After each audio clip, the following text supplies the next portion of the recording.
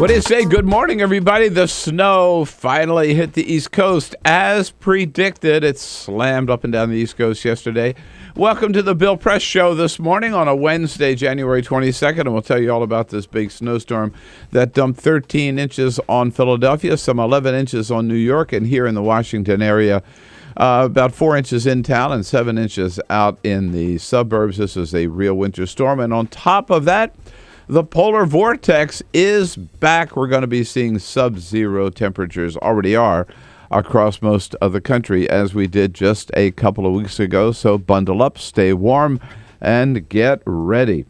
Meanwhile, big news on the political front in several areas up in New Jersey. Governor Chris Christie sworn in for a second term in his acceptance speech or victory speech, inaugural speech or whatever. He didn't make any mention of the Bridgegate scandal or any of the other scandals that are swirling around him, but you know they have not gone away. And Ken Cuccinelli, former Attorney General of Virginia, even came out yesterday on CNN and said that Christie should step down as head of the Republican Governors Conference in order to focus on getting the scandal behind him. In Virginia, talk about scandals, Cuccinelli's wrapped up in this one. Former Governor Bob McDonnell, he just stepped down, just out of office less than 2 weeks ago. He and his wife were indicted yesterday on 14 counts of political taking gifts from a big businessman in return for doing political favors for that businessman. McDonnell insists that he did nothing illegal.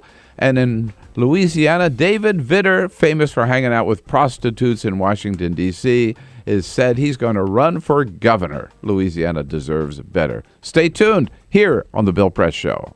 This is The Bill Press Show.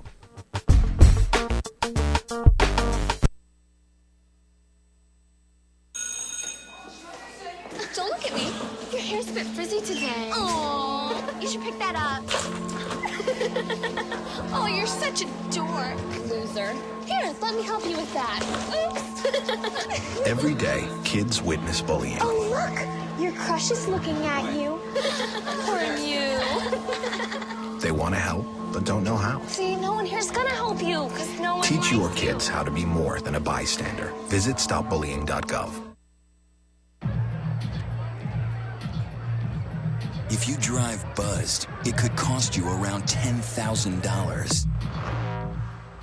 You'll face major legal fees, major fines, and steep insurance penalties. You could lose everything. Nothing kills a buzz like getting pulled over for buzz driving, because buzz driving is drunk driving. When some people struggle with their mortgage payments, they become frozen, petrified. Not knowing what to do, they do nothing. But the people who take action are far more likely to get the most positive outcome. Making home affordable is a free government program. Call now to talk one-on-one with a housing expert about the options that are right for you. Real help, real answers, right now. Here at the GED Pep Talk Center, we have pep talkers standing by to get you motivated for your GED diploma. Text the name Terry to 69222 for a sympathetic pep talk. You show people what you really are. Or for a gentle pep talk, text the name Deborah. You know you're going to make people very proud of you. And if that's not enough, text the name Danny for an extreme pep talk. Prove everyone wrong. Show them you're the boss. Get your GED pep talk and find free GED classes. Text the name of the person you want a pep talk from to 69222.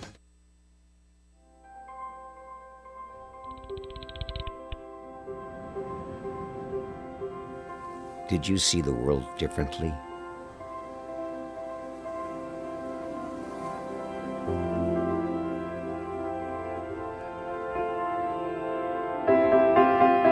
Did you celebrate the victory?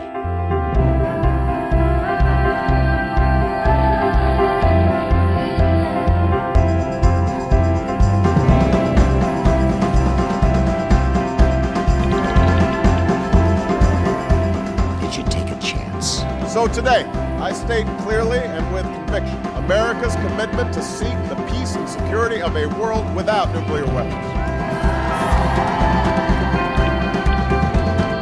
Did you stand up against our greatest threat?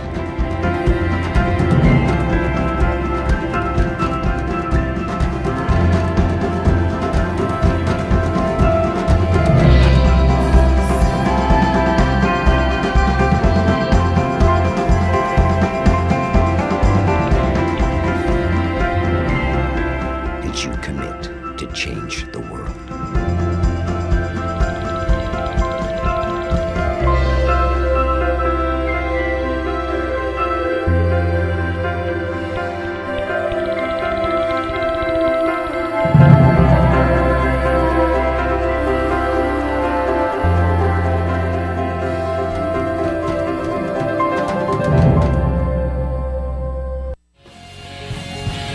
Around the nation, on your radio, on your TV, and online.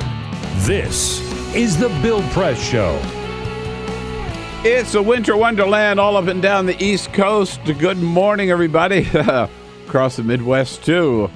We're all together under the snow this morning. Great to see you on a Wednesday morning, January 22nd. On the Bill Press Show, coming to you live from Washington, D.C., our nation's capital.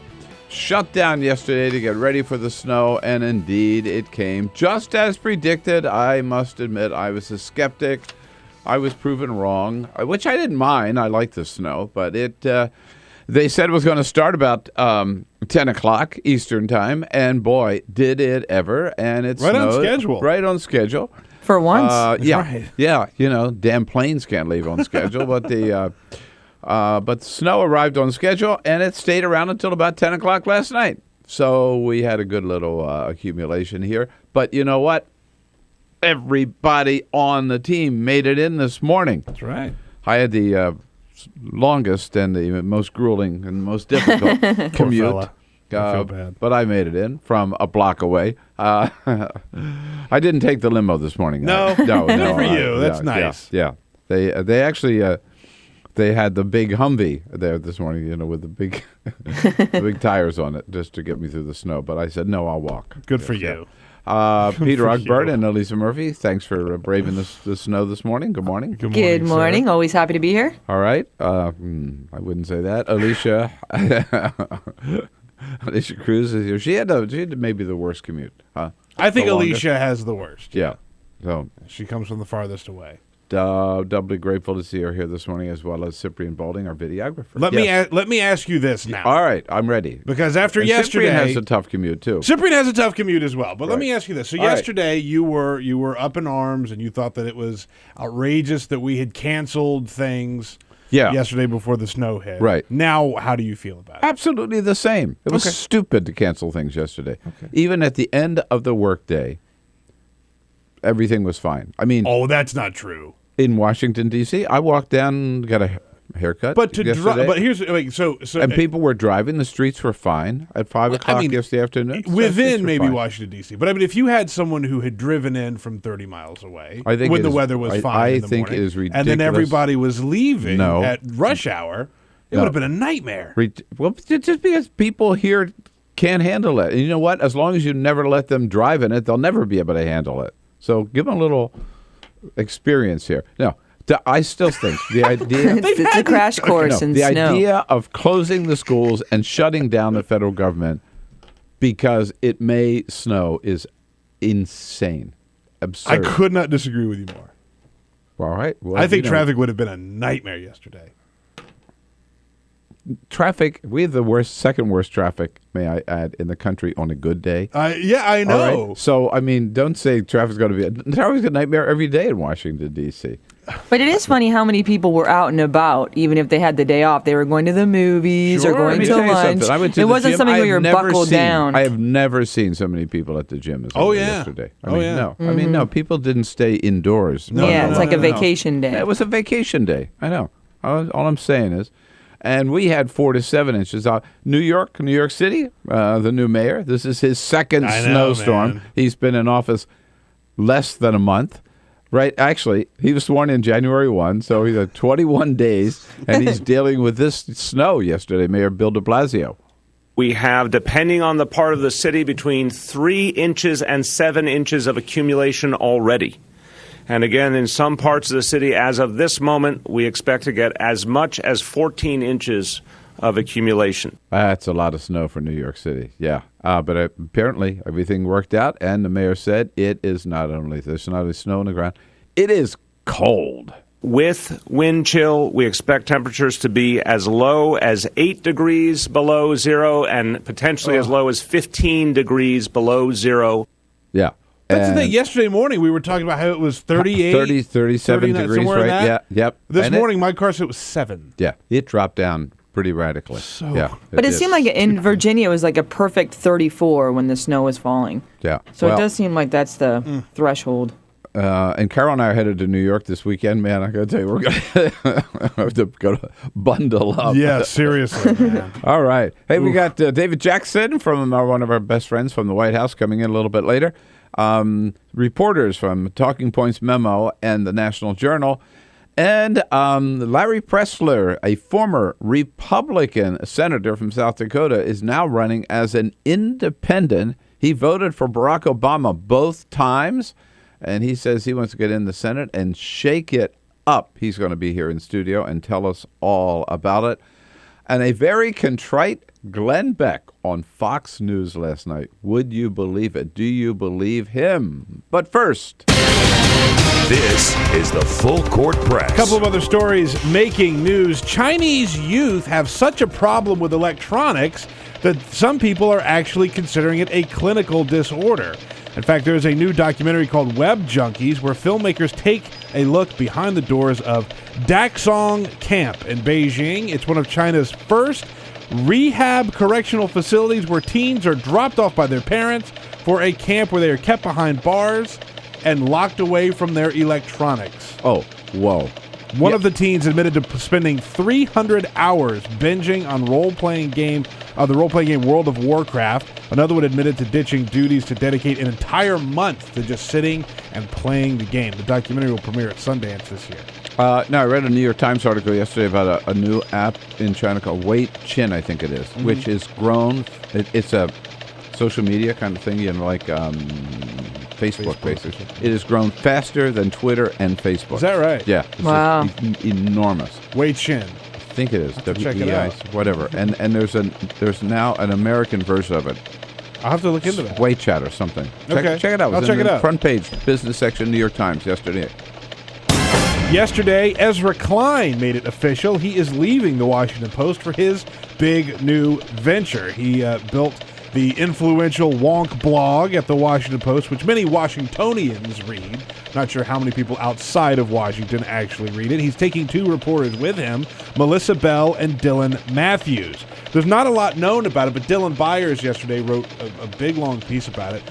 Klein went to the Post, asked for a lot of money to create this new site. $10 million from Jeff Bezos. And Jeff said no. Said no and never counter-offered, and so apparently that was enough to make Klein walk. So we'll just have to see what's up his sleeve. Well, good luck to him. Very smart guy. Yeah.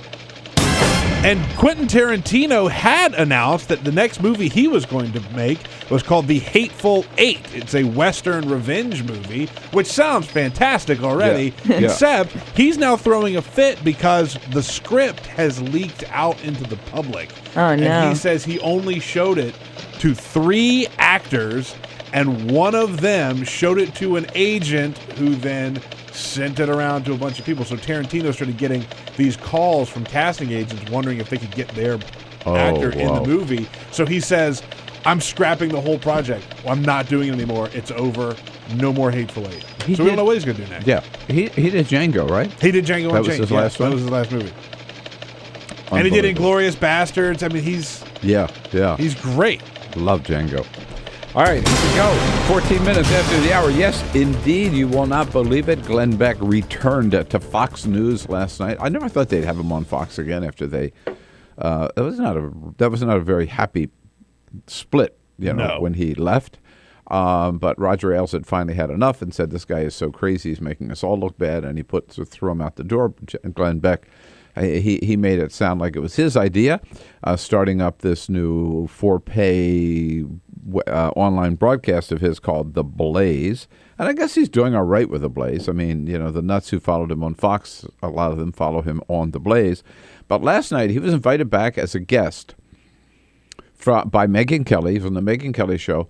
What did he come on to talk about, by the way? He's just talking about The Blaze and what he's up to, and just in general, they thought it would be interesting to have him back. Because she went off on a little tangent. And now, remember, this is the guy, when he was on Fox News, the most hateful, spiteful, divisive, just ugly talk person I think we've ever seen on radio or on television, right? Every show was all about tearing us apart. So he goes on, he's on Megyn Kelly last night, and Megyn Kelly asks him, so you spent a lot of time here at Fox. Looking back at your time on Fox, what do you think about it? What do you remember about your time on Fox? Here, you won't believe Glenn Beck's answer. I remember it as an awful lot of fun, and that I made an awful lot of mistakes, and I wish I could go back and be more uniting in my language, because I think I played a role, unfortunately, in helping tear the country apart, and it's not who we are. I didn't realize how really fragile the people were. I thought we were kind of a little more in it together. Wow. I think I played a role in tearing the country apart. Bingo. He sure did. That's all he did. The whole time he was on Fox, every day with that damn white board that he had, up there with all these conspiracy theories. Remember about even going after this foundation in San Francisco and unleashing that crazy guy from, I think it was from Texas, wasn't it? That when they caught in Oakland with his car loaded with guns. He was going to wipe out all the members of this foundation in San Francisco because Glenn Beck had put up on his whiteboard and accused them of an environmental foundation, accused them basically of undermining this country, of being the enemies of America, out to destroy America. I mean, that was the kind of language with Glenn Beck. He goes on to Megyn Kelly, if only I had talked more about bringing us all together. Now I look back and I realize if we could have talked about the uniting principles a little bit more, instead of just the problems, I think I would look back on it a little more fondly. That's incredible. Unbelievable. That's incredible. But so if only I had talked more about kumbaya and all of us working together and everything. Well, I'll tell you one thing. He's right about this. He never talked about that at all. I mean, here's the guy. Remember, he called President Obama a racist. Said Obama was a racist. He said President Obama hated white people. He just it's not that he has changed. Right, exactly. Hello. Let's be clear about this. Anybody watches The Blaze, he just accused President Obama of treason. Treason is the word he used on Syria because we didn't bomb Syria. So therefore, guilty of treason. He's still talking about impeaching President Obama. I still think he doesn't accept the fact that he's a legitimate president of the United States. But this was Glenn Beck, remember, who almost every day he warned people, we used to talk about it a lot here on the program, that the government was out to get us, right? The government was getting bigger and bigger and more intrusive, and the government was coming after us. And so people had to arm themselves and, remember, build bomb shelters, stock them with food and medicine and all that stuff, because that was the only way we were going to survive. It was like the second coming, the end. He talked about the end times, and the end times was not the coming of the Messiah. It was the coming of big government to wipe us all out. I mean, this guy just put fear tried to put fear into everybody against the government and against President Obama, and of course attack liberals as communists and socialists. He used those words. He once said that I didn't know anything about religion, obviously, didn't know anything about Christianity. I reminded him about my seminary training and my biblical, the courses that I took in the Bible. I doubt that he had ever read the New Testament, but that was his whole message, right? Was attack, undermine, and he's still doing it.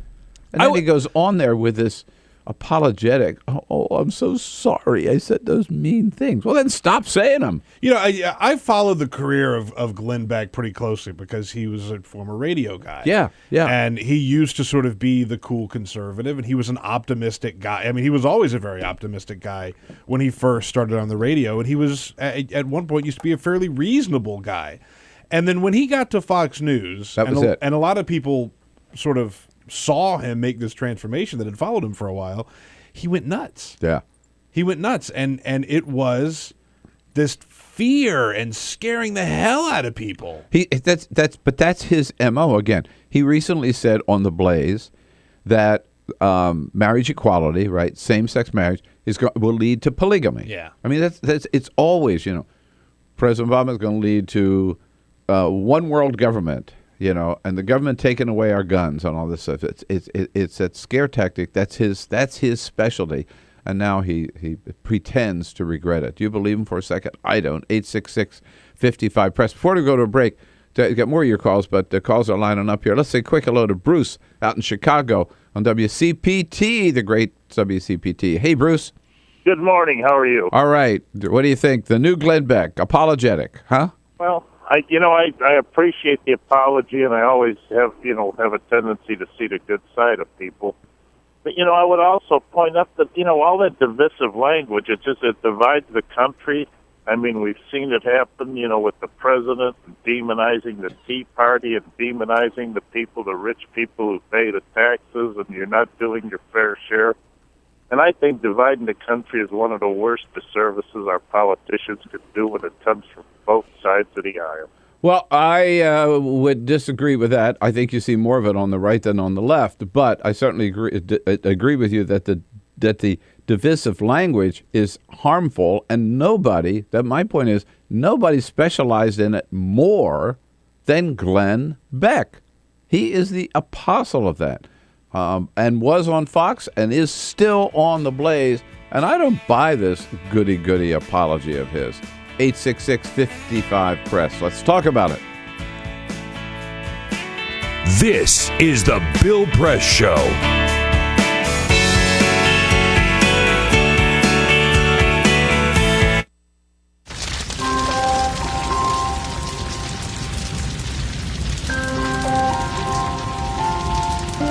A single ember that escapes from a wildfire can travel more than a mile.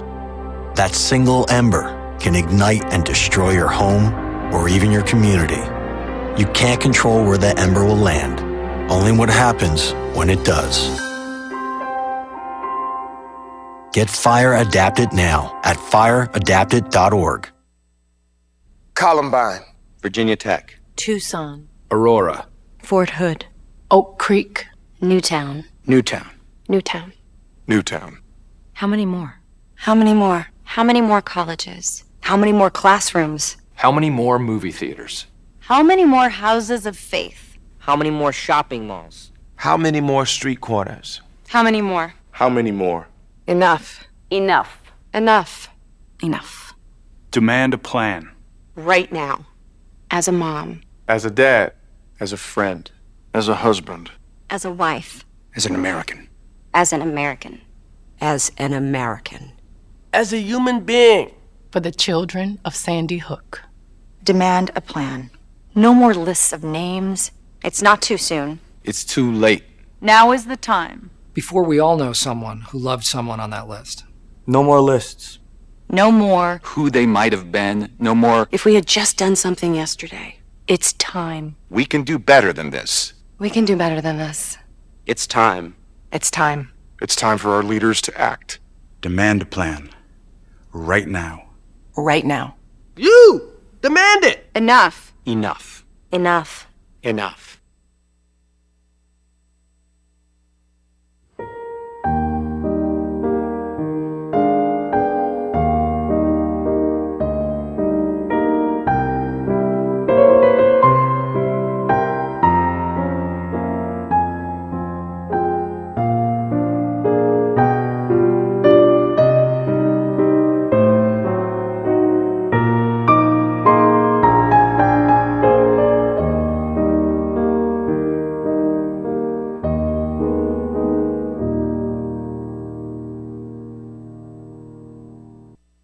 None of us would want to be told we can't marry the person we love. As Americans, we believe in freedom. That's what I fought for as a Marine, and that's what we believe in as Republicans. Freedom means freedom for everyone. I didn't used to understand the importance of same-sex marriage, but after learning my brother was gay, I wanted the same rights for him. He was the best man at my wedding, and I want to be the best man at his. It's only fair that Calvin should have the freedom to marry the person he loves, too. It's time for marriage.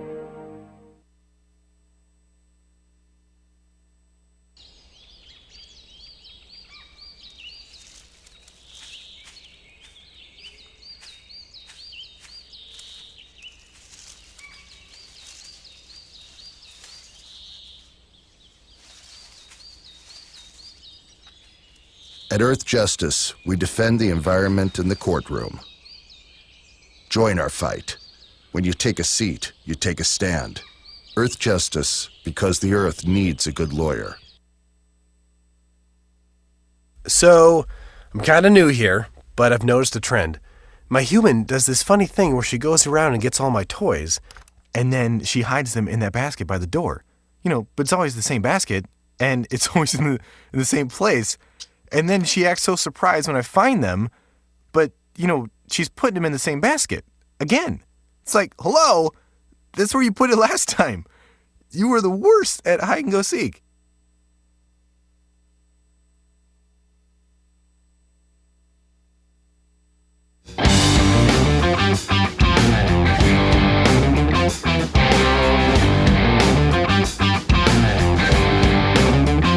This is the Bill Press Show. All right, 27 minutes after the hour, talking Glenn Beck. By the way, we'll get back to your calls in just a sec here, but I noticed on Media Matters, I was looking during the break, here's some classic Glenn Beck. Glenn Beck, the violent left is coming to our streets to smash, to tear down, to kill, to bankrupt, to destroy. That was classic Glenn Beck. Glenn Beck, Occupy Wall Street is only interested in destruction, which leads to gas chambers, guillotines, and Mao Zedong. That is classic Glenn Beck. Okay. Classic. That's Glenn Beck, Good baby. Lord. And this is a guy who says, oh, if only I'd spent more time talking positive. Hey, He John. used the word fragile. Fragile. Yeah. John's out in High Bridge, New Jersey. Hey, John. Good morning, Bill. Thanks for taking my call. I'll yeah. just make my comment. If you choose to discuss it, you can sure. go after I have. Here's when you get to apologize. When you've done something thoughtless or rude or inconsiderate, and it occurs to you that you've, been wrong, you can apologize. You can't premeditatedly walk up to somebody, punch them in the mouth, and say, I'm sorry. That's what Glenn Beck did. Yeah, I think it's a great... I'll let you go with that. No, I think this is spot on. Absolutely. It's a great point. That's exactly what Glenn Beck did. And you could... It's just not a sincere apology when you continue to do the same thing, right? And by the way, John, I guess we can consider it an apology too, but I listened to that clip several times, and we'll play it again on the other side of the break for those of you just joining us. I didn't hear him say the words, I'm sorry. This is the Bill Press Show.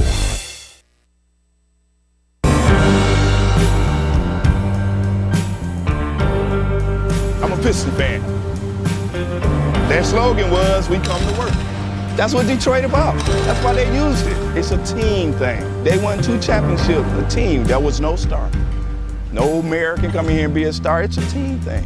No governors can come here and think you can do it by yourself. It's a team thing. You got communities. They got ideas, too. The only thing wrong with Detroit, people have lost hope here. Residents, city workers, so much corruption, they lose hope. But I grew up here. I love this city. I think it can come back.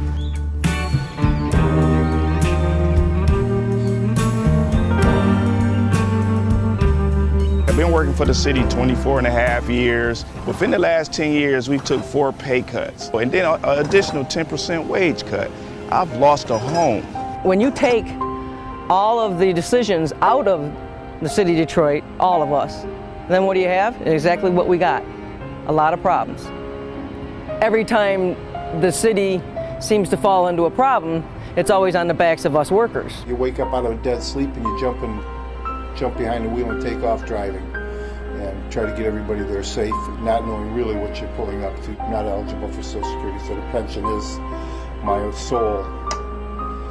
sole salary at this point. We've been in business here 39 years. We've seen a lot of changes in Detroit. The area was a lot of industry, a lot of city workers. It's getting very tough for the city workers. It's getting tough for us as a business people. Response times are increasing because of the closing of companies, which takes your insurance rate through the roof. So all the things that affect us affect the citizens. I worked for the city in different capacities for 29 years. I feel like an old jacket. They use me up and they throw me away. In my condition, nobody's gonna hire me. I'm 68 years old. Half the times, I can't get my blood pressure medicine. It's either feeding myself blood pressure or paying bills. $754. By the time they take all the deductions for I have my car insurance, my house insurance, and my health insurance taken out. So the time they take all that, I'll get about $300 after they take all that out. I don't understand it. I can't see how the governor is allowing this to happen and what they're doing and they want to blame it all on the seniors. Not only the seniors, but the city workers. And we worked hard. I know I worked hard. I've been in Detroit since 1946. I was 14 years old when I came in. I don't live large at all. I wish I could. I don't know when the last time I've been shopping. I only get $1,100, and I'm 81 years old, and I need every penny that I can get and that I do get. And I'm very, very upset about the idea of them taking away my pensions that I worked 30 years for. I think it's terrible that they talk about Detroit like they do, because Detroit has been very good to me. I have a lot of city workers coming in with their uniforms on, Detroit Water Department, Police Department, Fire Department. I get a lot of people, the Border Patrol come in. So if I lose that customer base, I'm going to be in a position where I might have to close down. If they take away their pensions, if they start cutting jobs, it's going to cut into a large percentage of not only our business, but other businesses that are in the city of Detroit. We're here. We've been here for 26 years. We're still trying to do business in the city. Detroiters are survivors. They tough. They adapt. But only can do so much when your politicians ahead of you and we're not on the same team. We're not going to let Detroit be erased, bulldozed, or wherever. We're going to fight to the bitter end. Detroit going to survive.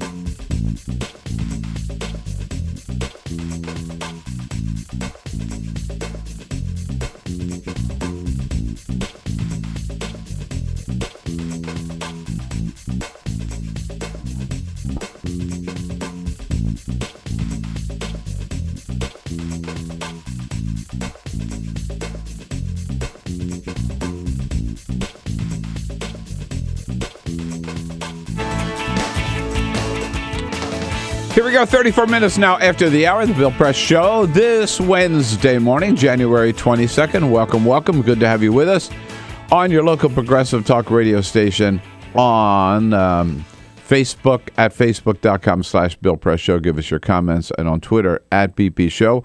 And, of course, you can watch on our video stream, TawkrTV, youtube.com/TawkrTV, and on Free Speech TV, if you got a satellite dish, the Dish Network. Whether you're listening or watching, give us a call at 866-55-PRESS or send us your comments. We are talking about the crazy Glenn Beck, the most divisive person, I think, ever on television, on cable television. His 5-year run at Fox News. Now he's got his own operation called The Blaze, where he just spews hatred and divides people all the time. And yet last night he went on with Fox News with Megyn Kelly and said for the first time that I've ever heard him, I am sorry I did so much to tear our country apart. Here he is. I remember it as an awful lot of fun, and that I made an awful lot of mistakes, and I wish I could go back and be more uniting in my language, because I think I played a role, unfortunately, in helping tear the country apart, and it's not who we are. I didn't realize how really fragile the people were. I thought we were kind of a little more in it together. Yeah. Play a role in tearing the country apart. He sure did. That's all he did. Do you believe him now? 866-55-PRESS, 866-55-77377. Peter? Remember, if you want to join the conversation online, a great place to do it is on Twitter at BP Show. Follow us, chime in. We're reading comments all throughout the show. That's what Dana did. Dana wrote in, says, don't buy it.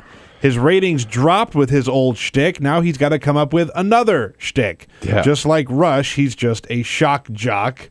And real Sarah America. Good point. Yeah, very good point. Very good point. Because, look, I mean, he had this shtick, and that wasn't working at Fox anymore. So that's why he's no longer there. Real Sarah America on Twitter says, Dear Glenn, it took you this long and this much damage to realize that words matter?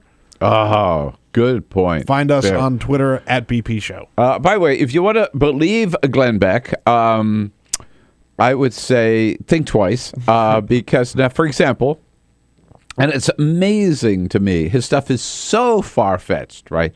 Like what I just read before the break, that Occupy Wall Street, right, would lead to chain gangs and guillotines and Mao Zedong and executions and whatever.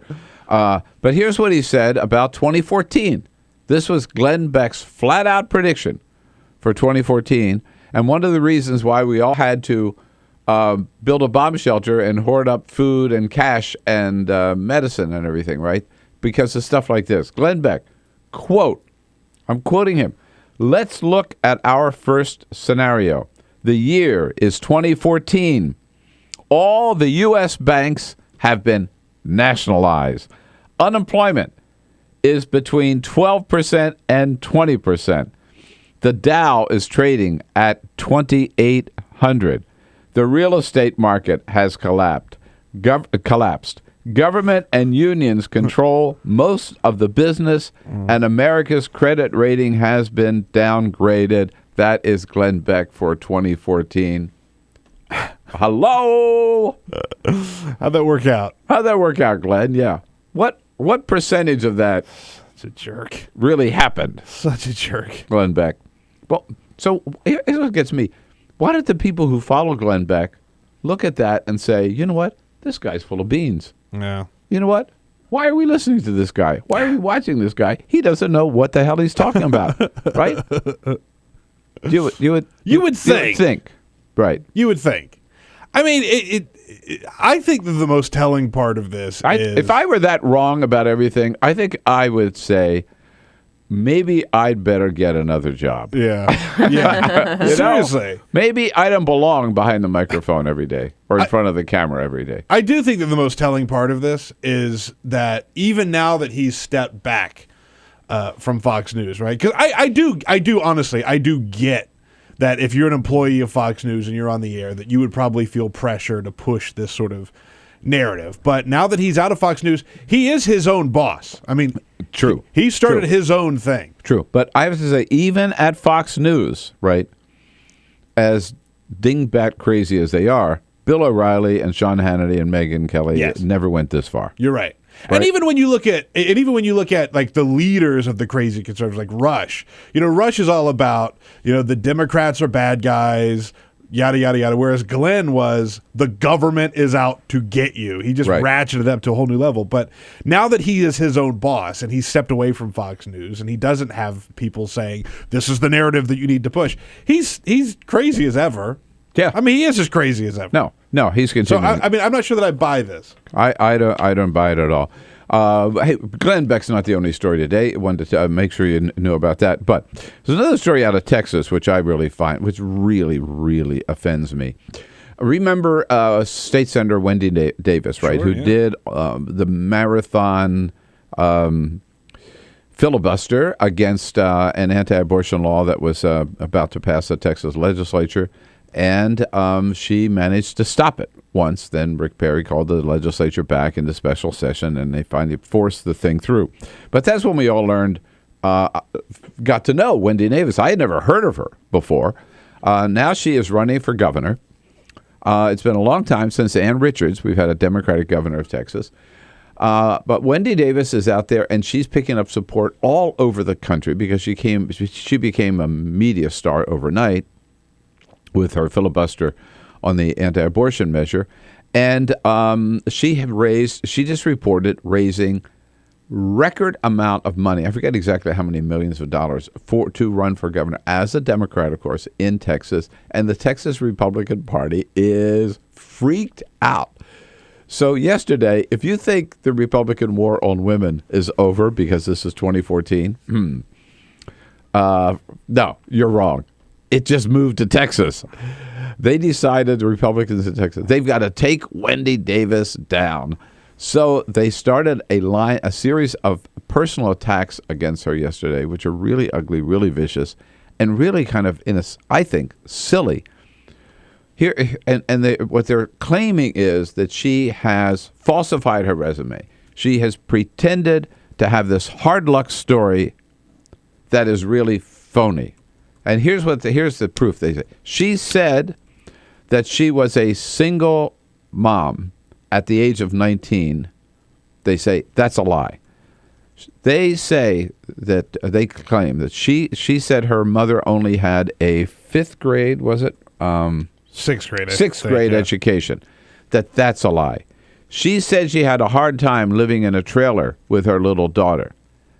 They say that's a lie. All right. Well, what's the truth? Here's the truth here. She separated from her first husband at the age of 19, already had a little girl.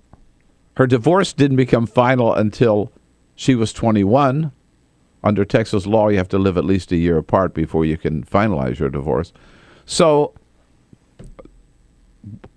they're saying since the divorce wasn't final until she was 21, she was lying about being a single mom at 19. I don't know. It seems to me if she's in a house by herself with that little girl at 19, she's a single mom at 19, right? Yeah. Okay. When they looked at the records, her mother actually went as far as the 9th grade. Scandal. Oh, my God. Yeah. So it wasn't 6th grade. It was actually 9th grade. I think the point is still that she did not come from a family where getting a higher education and getting a law degree and becoming a state senator might have been expected. Right. In the trailer. Well, she did live in the trailer, but she didn't live there for years. She just lived there for months. Hello? She'll think the point is she lived in the trailer with her daughter. And the overall point is that this woman came from very, very hard circumstances, right? And went all the way to the state senate, all the way through law school, and has a phenomenally successful career. That's who she is. And just the fact that they want to try to tear her down personally just proves, I think, how they're running afraid of her in Texas. And I would love to see Wendy Davis win. At any rate, that disgusting attack, which I think could also, you know what, I think it could backfire very, very much on the Republicans who take who use this kind of approach to try to bring down Wendy Davis. Discuss the differences you have with her on her policies. Don't attack her as a person. That is the politics of personal destruction, and it's disgusting. When we come back, Chris Christie's sworn in again for a second term. How's it going up in New Jersey? Hunter Walker, from Talking Points Memo joins us. This is the Bill Press Show.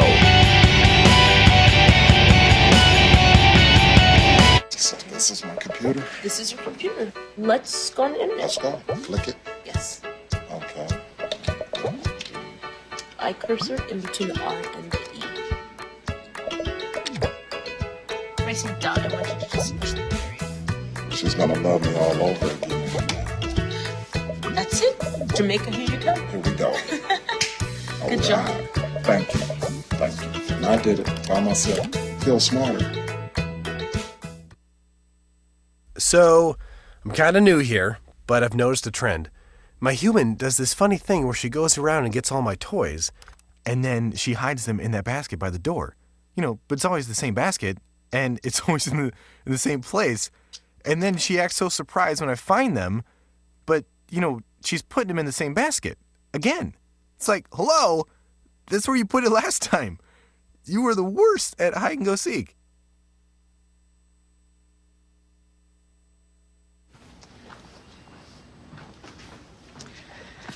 All right. I know this isn't any fun to talk about, but we should. Okay. So who's going to do what? I'll pack the dead batteries. Great. I'll only put what I don't need into a duffel bag. Perfect. That's totally unhelpful. No problem. Meanwhile, I will try to comfort everyone by speaking in a calm voice. And I'll try to get the generator going without any gas. Oh, let's not forget the cell phones, which probably won't work. Right. And who is going to handle supplies? I can forget to do a list for us. Thanks, pal. Well, I think we couldn't be any less prepared. I'm proud of you guys. Talk to your kids about who to call, where to meet, what to pack. Visit ready.gov/kids for tips and information. Hey, thanks for stopping by. I followed your character since the first episode. I'm a big fan. Big fan. Thank you. And listen, your storyline, it makes for incredible TV drama. Thing is, your drug use is very adult content. Too adult for the kids. So I'm gonna have to block you. Oh, man. Yeah. Well, have a good one. You're a nice lady.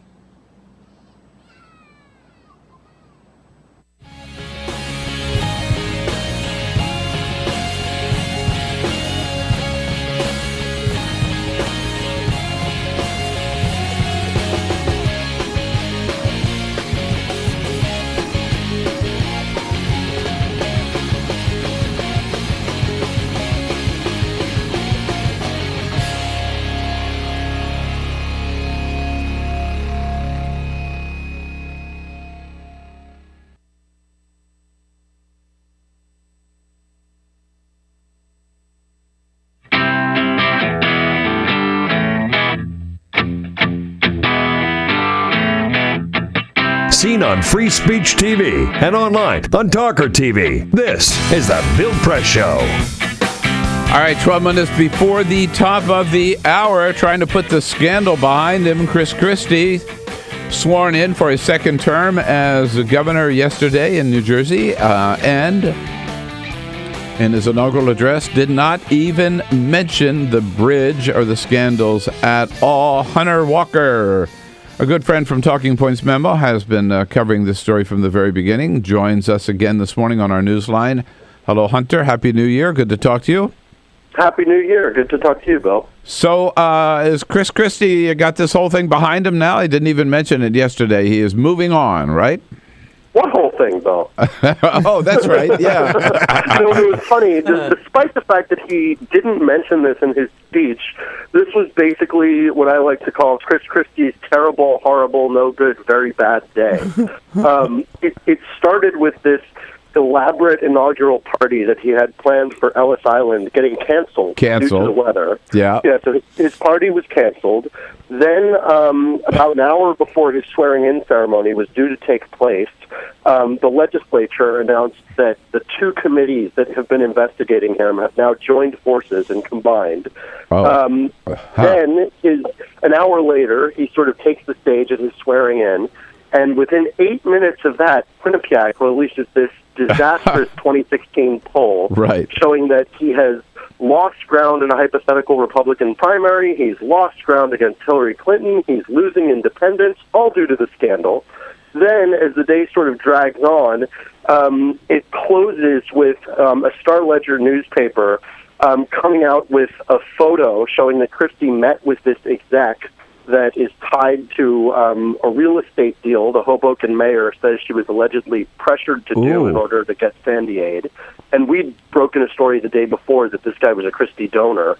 And then, at the very end of the day, in prime time, Ken Cuccinelli, the former Republican gubernatorial candidate, gets on TV and says Christie should be dropped from the RGA. So I do not think it's behind him, no. I think yesterday might have actually been the worst day in it so far. It's sort of like, that's the classic, other than that, Mrs. Lincoln, how'd you like to play, right?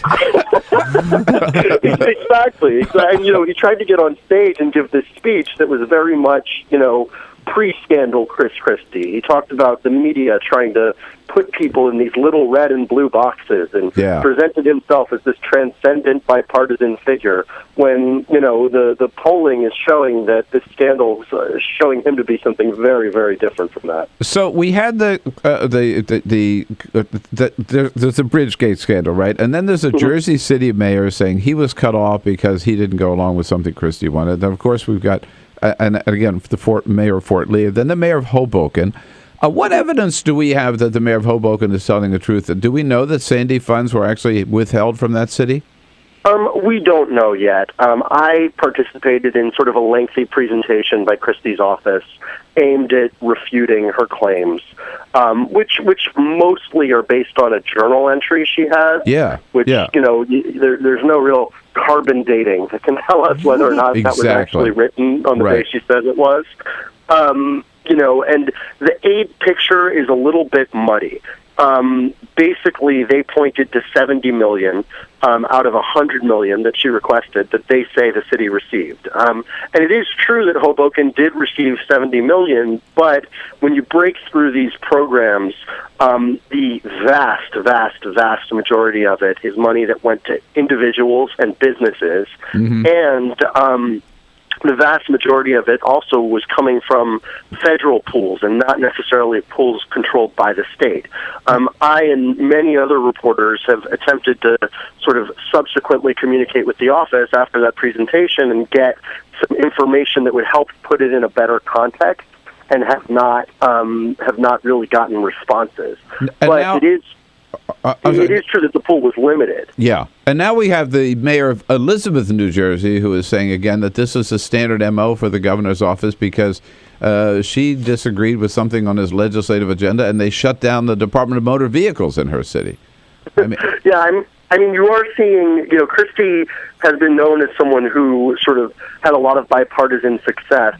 And, a lot of Democrats have sort of whispered behind the scenes that, that was because he really forced them to fall in line.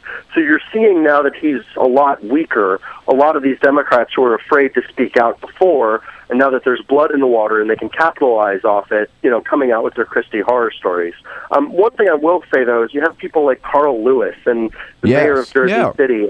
And, these stories do not really hold up. I mean, the mayor of Jersey City said, I didn't endorse him, and he canceled all these special meetings he was going to have with me. Yeah. Well, that's the kind of thing that happens when you don't endorse somebody.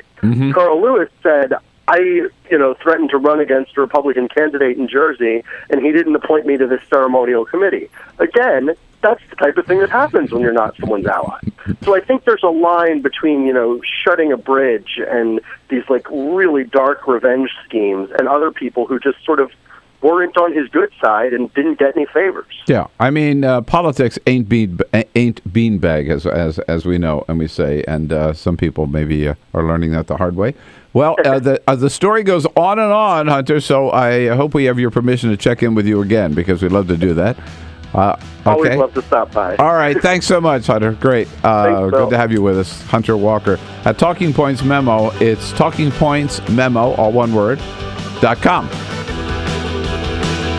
This is the Bill Press Show.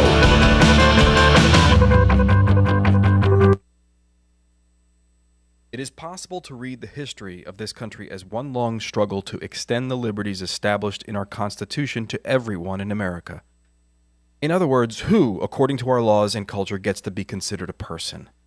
The law creates legal personhood, and movements create law and change culture. So, how have the courts passed laws to shape our culture? That history goes way back before Citizens United. 1819, Dartmouth College versus Woodward, Supreme Court case, turned a corporate charter from a government-granted charter to a contract. This ruling gave corporations standing within the Constitution. 1886, Santa Clara County versus Southern Pacific Railroad. Though the court did not rule on corporate personhood, the decision was subsequently cited as a precedent to hold that a private corporation is entitled to the same 14th Amendment rights of due process and equal protection as human beings. This makes it impossible for us to make laws that treat local businesses any differently than giant multinational corporations, even if their business practices are deemed to be harmful to workers, the environment and communities, or if they have a history of violating the law. Hale versus Henkel, 1906. The court granted corporations the Fourth Amendment search and seizure protection. Dodge versus Ford Motor Company, 1919. The Michigan Supreme Court says the business corporation is organized and carried on primarily for the profit of the stockholders. Stockholder primacy is established. The purpose of the corporation, according to the court, is no longer to serve the public good, as it had been. It is now to maximize profit for shareholders above all else. Pennsylvania Coal Company versus Mahon, 1922. Corporations get the Fifth Amendment takings clause, meaning if you pass a regulation that impacts a corporation's ability to make a profit, that is deemed a taking, and they can sue for the right to future profits lost. This creates a chilling effect, and local and state governments become much more hesitant to pass laws in the public interest for fear that corporations can claim loss of potential profits that cities and states will be on the hook to pay. Buckley versus Vallejo, 1976. The Supreme Court rules that spending money to influence elections is protected under the First Amendment, in effect saying that money is speech. Citizens United versus Federal Election Commission, 2010. Today, the Supreme Court of Chief Justice John Roberts declared that because of the alchemy of its 19th century predecessors in deciding that corporations had all the rights of people, any restrictions on how these corporate beings spend their money on political advertising are unconstitutional. The court's ruling threatens to undermine the integrity of elected institutions across the nation. It's a rejection of the common sense of the American people.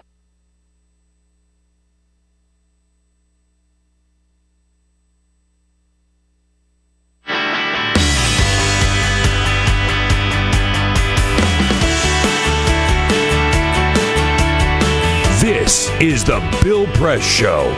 Kevin Cirilli from Politico as a friend of Bill in the next hour. Peter.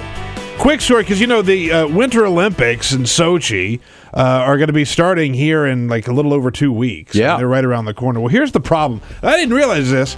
Sochi is not a winter area. It's on the Black Sea. It's sort of a tropical location. So to fix this problem of not being in a winter climate for the Winter Olympics, they have pumped or brought in 28 million cubic feet of artificial and real snow that they're keeping under heat-protected blankets to keep it from melting, and they're making more every day. The Olympics, they're fake. Yeah, the snow is fake. I can't believe it. I'm not going. This is the Bill Press Show.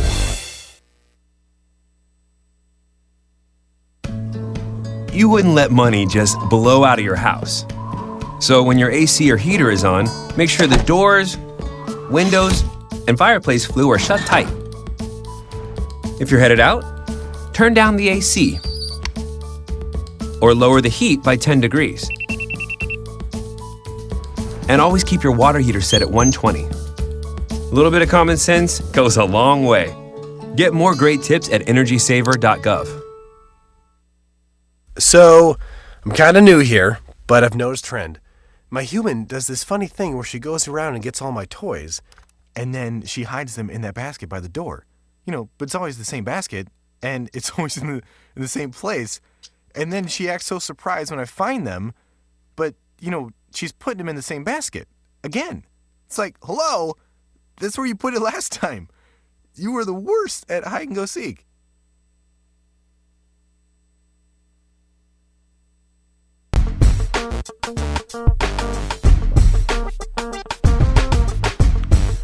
What do you say? Good morning, everybody. The snow finally hit the East Coast as predicted. It slammed up and down the East Coast yesterday.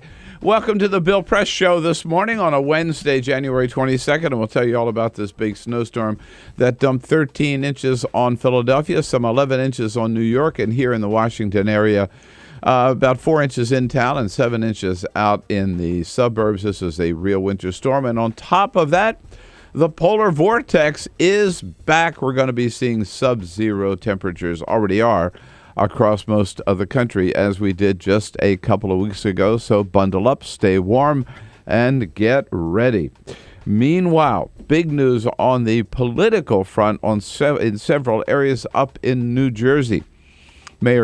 Governor Chris Christie sworn in for a second term in his acceptance speech or victory speech, inaugural speech or whatever. He didn't make any mention of the Bridgegate scandal or any of the other scandals that are swirling around him, but they have not gone away. And Ken Cuccinelli, former Attorney General of Virginia, even came out yesterday on CNN and said that Christie should step down as head of the Republican Governors Conference in order to focus on getting the scandal behind him. In Virginia, talk about scandals. Cuccinelli's wrapped up in this one. Former Governor Bob McDonnell, he just stepped down, just out of office less than 2 weeks ago. He and his wife were indicted yesterday on 14 counts of political taking gifts from a big businessman in return for doing political favors for that businessman. McDonnell insists that he did nothing illegal. And in Louisiana, David Vitter, famous for hanging out with prostitutes in Washington, D.C., is said he's going to run for governor. Louisiana deserves better. Stay tuned here on The Bill Press Show. This is The Bill Press Show. Don't look at me. Your hair's a bit frizzy today. Oh, you should pick that up. Oh, you're such a dork, loser. Here, let me help you with that. Oops. Every day, kids witness bullying. Oh, look. Your crush is looking at you. Poor you. They want to help, but don't know how. See, no one here's gonna help you, because no one Teach your likes kids how to be more than a bystander. Visit stopbullying.gov.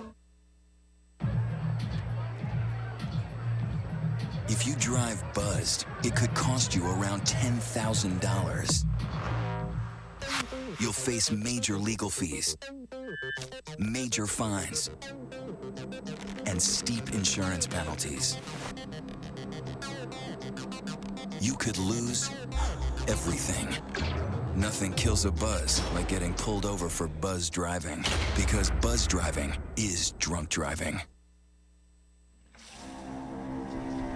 When some people struggle with their mortgage payments, they become frozen, petrified. Not knowing what to do, they do nothing. But the people who take action are far more likely to get the most positive outcome. Making home affordable is a free government program. Call now to talk one-on-one with a housing expert about the options that are right for you. Real help, real answers, right now. Here at the GED Pep Talk Center, we have pep talkers standing by to get you motivated for your GED diploma. Text the name Terry to 69222 for a sympathetic pep talk. You show people what you really are. Or for a gentle pep talk, text the name Deborah. You know you're going to make people very proud of you. And if that's not enough, text the name Danny for an extreme pep talk. Prove everyone wrong. Show them you're the boss. Get your GED pep talk and find free GED classes. Text the name of the person you want a pep talk from to 69222.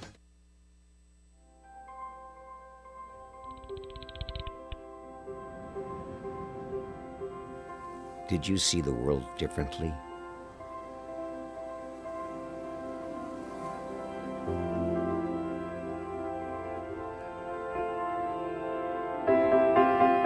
Did you celebrate the victory?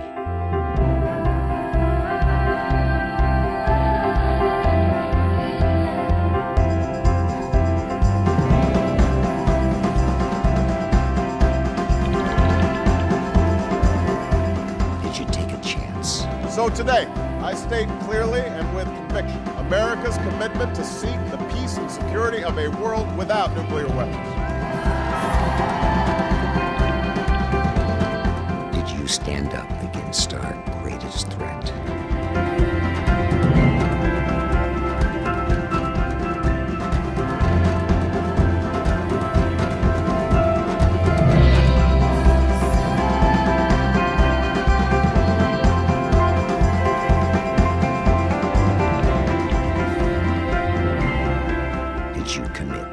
Change the world.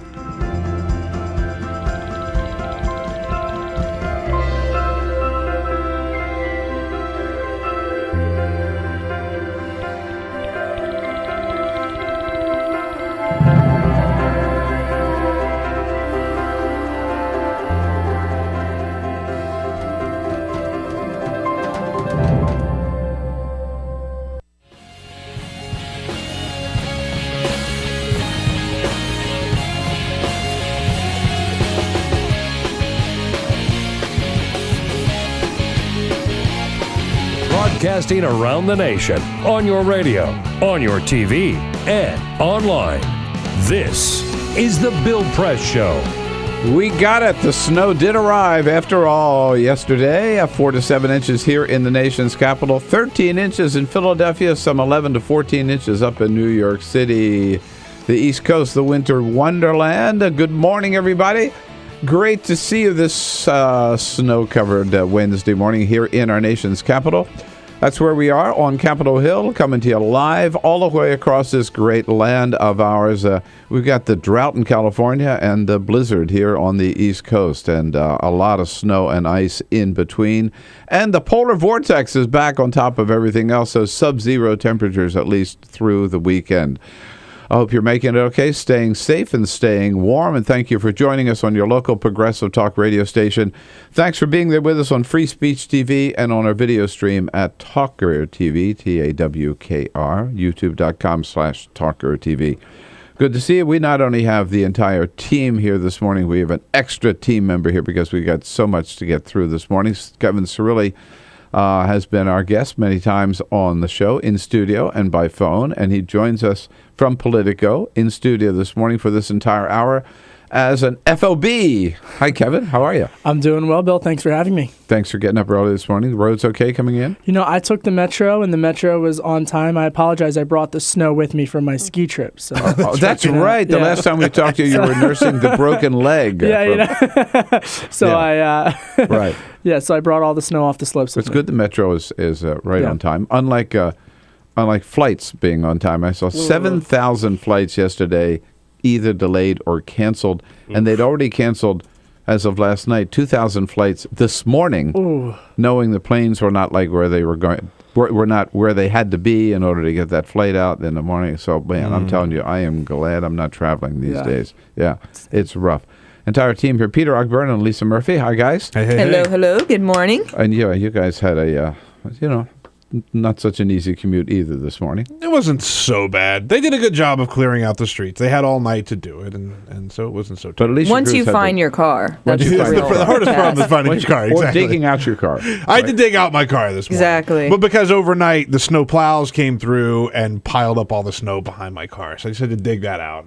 I did the thing where you put up the windshield wipers. I finally remembered to do that. Yeah, me And I'm not too. even I was so driving, but proud of myself. I never remembered to do that. Yeah.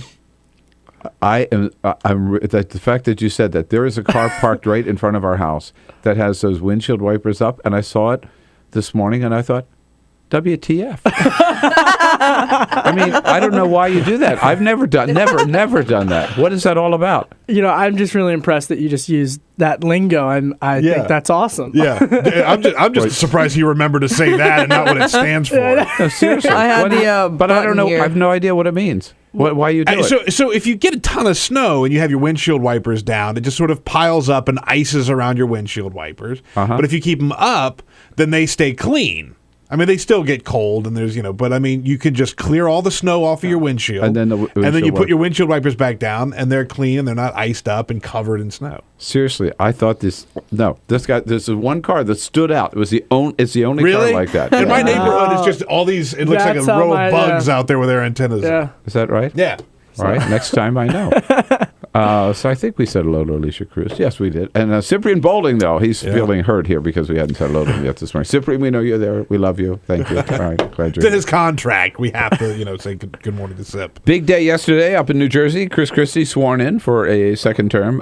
Not a good day for him overall, as Hunter Walker just told us. Ending with Kevin Cirilli on CNN last night. Kevin Cirilli, of all people, right? The big loser in Virginia, suggesting that Ken Cuccinelli. Ken Cuccinelli. What did I say? Yeah, I was like, wait a minute. He is not the loser from I was like, Virginia. what is going on? Oh, my windshields are up. My windshield wipers are up or whatever. Yes, Ken Cuccinelli, not Kevin Cirilli. Ken Cuccinelli saying that, of all people, that Chris Christie should resign as head of the Republican National Governors Association. Well, now every politician is going to get that question. It's now going to be, and that's going to be interesting to see where people fall in line on that question. So it was stunning to me that Ken Cuccinelli would respond that way. Well, it's stunning to me that CNN would even put him on the air. I mean, who cares what loser Cuccinelli thinks about anything? But at any rate, Chris Christie in his inaugural address, but just before he was asked on his trip to Florida whether or not this scandal had hurt him. David Letterman talked about his response last night. But anyway, he says the scandal, as a quote now from Governor Christie, he says the scandal has made him readier to be president, has made him readier. Readier. R-E-A-D-I-E-R, has made him readier. That's one of those made-up words, like McRib. Yes. McRib. No, when I saw that quote, readier, the first thing I said is, that's not a word. It's not a word, right? It's bushy. It's Bush-esque. It is. Yeah. Readier. They misrepresent or It's Jersey talk. Misunderestimated me. A little bit of Jersey talk, right? I guess that's what it is. So, but even if you're in New Jersey, you can speak the English language. All right. So Kevin is here. Not Ken Cuccinelli. Kevin Cirilli is here.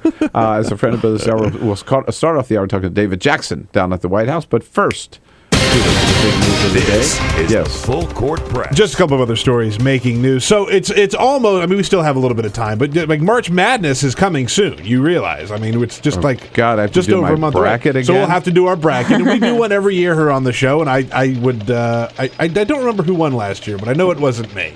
Well, here's the deal. We do it for fun and respect, right? You could get $1 billion if you get a bracket that is 100%. You pick all of the games, right? There's 63 games in the tournament, and Warren Buffett has partnered with the Cleveland Cavaliers' Dan Gilbert, and they say that if you put together a perfect bracket, they will give you $1 billion. Now, the odds of having that happen are 1 in 4.2 billion. So the chances that you're going to do that are not great. No one did it last year on any of the ESPN or CBS bracket challenges, right? So $1 billion. $1 billion. Billion. Yeah, that's bigger than any mega lottery that I've ever played. And I think Warren Buffett He must have a lot of money if he can throw around a billion. He's worth, I think, $53 billion, so he's probably good for it.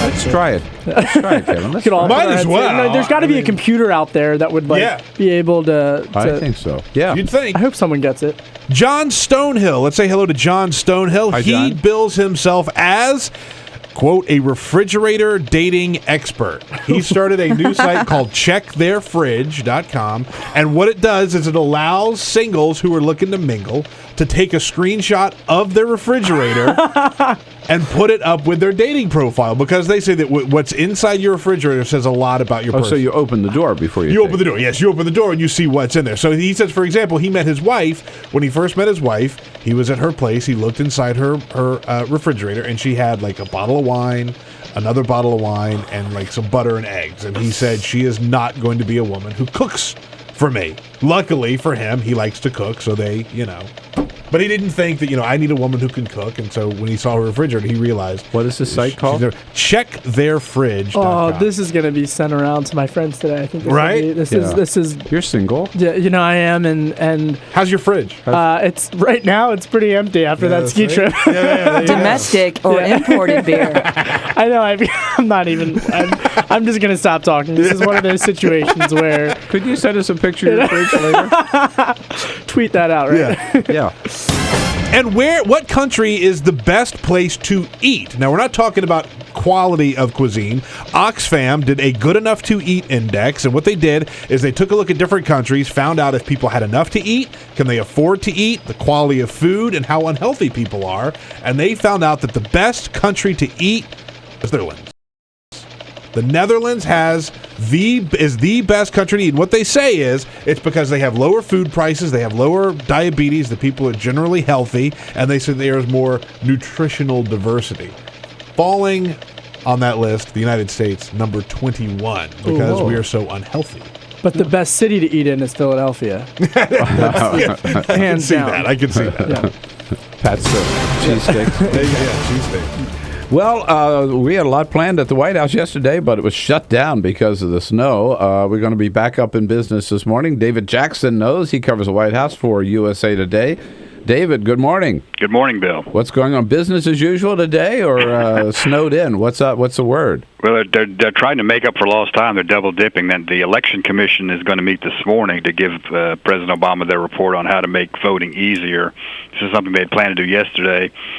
And he's also going to meet with his Council on Women and Girls, and the reason for that is that there's a new report out on sexual assault. The president's going to sign an order and create a task force trying to target the problem of sexual assault, particularly in colleges. So we've got two things going on today. Is that Election Commission? I saw that on the schedule. Does that have to do? Is that all about the Voting Rights Act? Only tangentially, Bill. It's about trying to address the problem of long lines and machines that don't work, and basically trying to make voting more convenient. There's a little bit of the voting rights aspect to it, but it's basically trying to address the logistical problems that some polling places have. And let me ask you, what we haven't had a briefing since Friday, right? And the president's speech, on the NSA speech. What's the spin at the White House now, or what's the buzz? Do they feel the president, mission accomplished in terms of getting his message out and a program to fix the problem? Very well. We didn't have a briefing on Friday. We haven't had a briefing since Thursday. So right. They feel like he's steering the right middle ground, and basically, they'll point to the fact that there hasn't been a whole lot of criticism from Congress. There's been some, and they expect Congress to pick at some of their proposals, but they seem pretty pleased with the situation now. You really to get the best analysis, I think you have to go outside the White House, because you've got people saying that these are all just cosmetic changes, and you've got others saying the president hasn't gone far enough. But which tells me that not a lot is going to happen when all is said and done. Well, it looks like it's going to be status quo. David, we have Kevin Cirilli here from Politico. David, I don't know whether you guys. Hey, Kevin. Good morning, David. I'm interested to know what the buzz is about the State of the Union address and how the administration and the writers are, if they've let any details emerge on that front. No, they've talked a little bit about it. Now, he did a trip last week to North Carolina where he talked about manufacturing policy, so that's going to be a big part of it. A lot of it is going to be restating stuff we already know, including the minimum wage. He's going to talk a little about he's going to talk a lot about economic inequality, and I think that's going to be the major frame of the speech. And he's also going to talk a little bit about Iran, and that'll be interesting to see because he doesn't want Congress to pass new sanctions on Iran. But I haven't heard a whole lot new about the speech. I think a lot of it's going to be a reiteration, but he is going to make a big push on economic inequality. But the way these things are put together, right? Everybody has a one-liner that they want to get in the speech, right? Is that how it works? Very much so. Yes, all the departments, going back to December, each cabinet agency is asked to submit ideas that they want to see in the speech, and it goes through a winnowing process. And meanwhile, Obama has gotten together with his major speechwriters. He did so in Hawaii during that 2-week interregnum, and they're putting together the speech. Also has specific proposals, things he wants Congress to do, but I think there's also going to be more of a philosophical approach to this particular State of the Union because, I mean, let's face it, the president knows he's going to have a hard time getting a lot of meaty legislation out of Congress this year, so I think he's going to talk more about the broad challenges the nation faces, and that plays back into the inequality theme.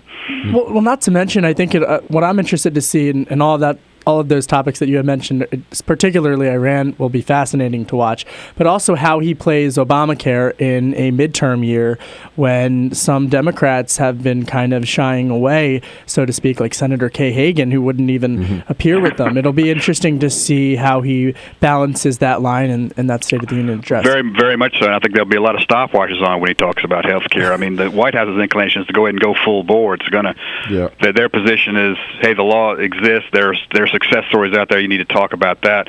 By the way, Kevin, it's interesting you should bring up the Kay Hagan thing because, she didn't show up to that event in North Carolina last week, but she did get a shout-out from President Obama, and that really riled more than a few Democrats in North Carolina were kind of concerned about that because it really put a spotlight on the fact she wasn't there. And you know that if he's talking about Obamacare, every camera is going to be on some of those Democrats and the expressions on their faces, the drama of the State of the Union address. And I think in terms of preparing this speech, it's not so much what to take in and what to take out, but it's calibration. For example, how much do you talk about health care? How much do you talk about Iran? And the tone that you said. I think that's going to be the big, in preparing this speech, that's going to be some of their priority. Now let's talk about the really big upcoming event. You mentioned income inequality, March 27, meeting with Pope Francis. The Pope.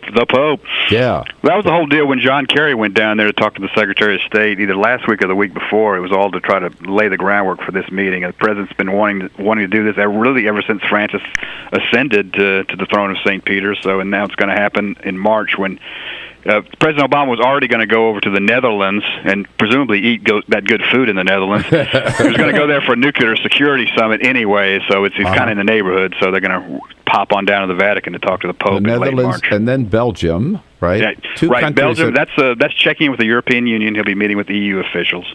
And then to Rome. But that's going to be an historic meeting. And when is Easter this year? I'm sorry.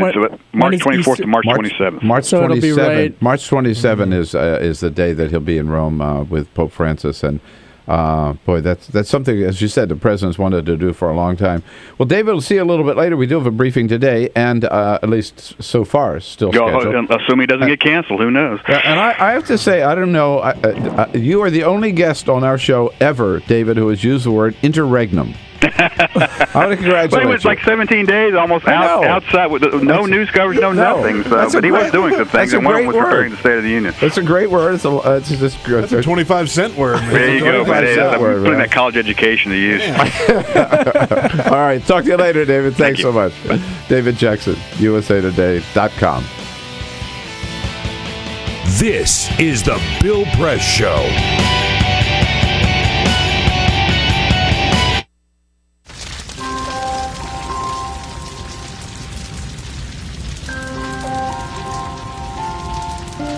A single ember that escapes from a wildfire can travel more than a mile.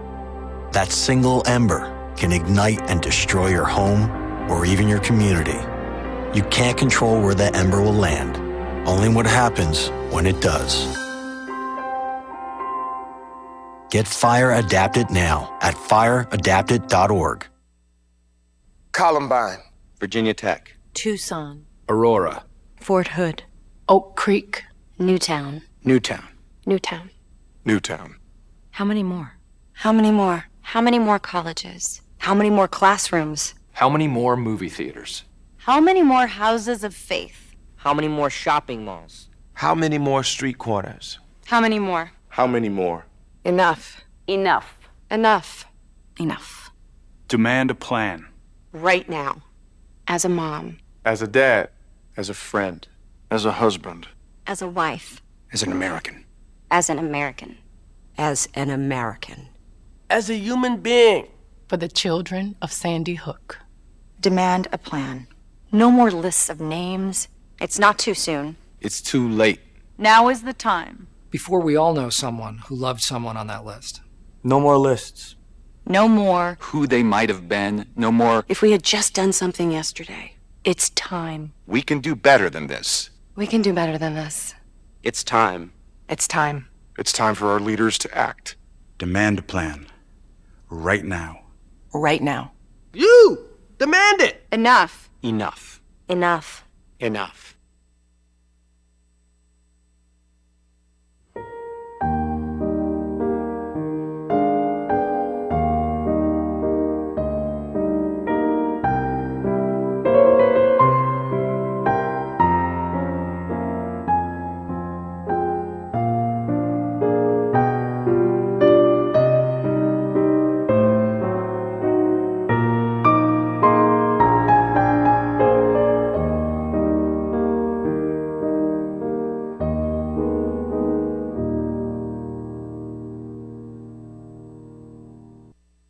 None of us would want to be told we can't marry the person we love. As Americans, we believe in freedom. That's what I fought for as a Marine, and that's what we believe in as Republicans. Freedom means freedom for everyone. I didn't used to understand the importance of same-sex marriage, but after learning my brother was gay, I wanted the same rights for him. He was the best man at my wedding, and I want to be the best man at his. It's only fair that Calvin should have the freedom to marry the person he loves, too. It's time for marriage.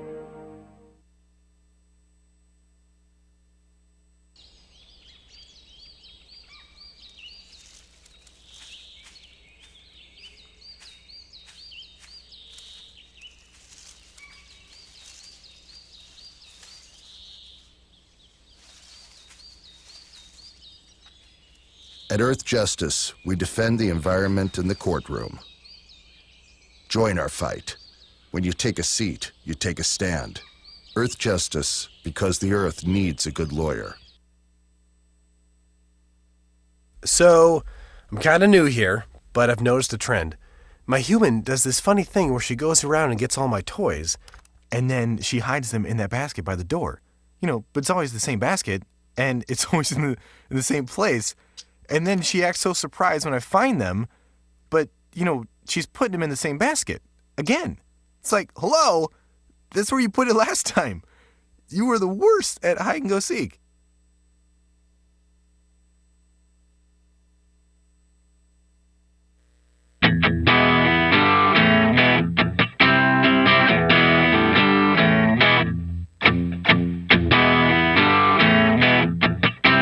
This is the Bill Press Show.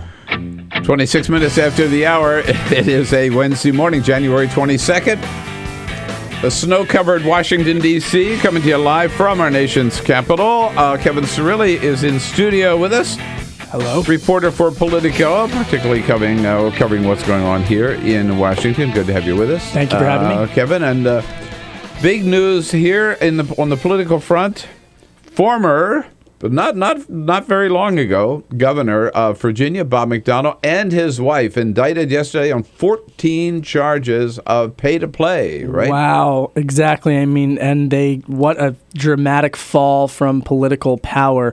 This was the power couple of Virginia politics. People were talking about him potentially running for president. Obviously, Terry McAuliffe. He was on the short list for Romney for vice president. For VP. But good news for Chris Christie, since there's a new scandal in town.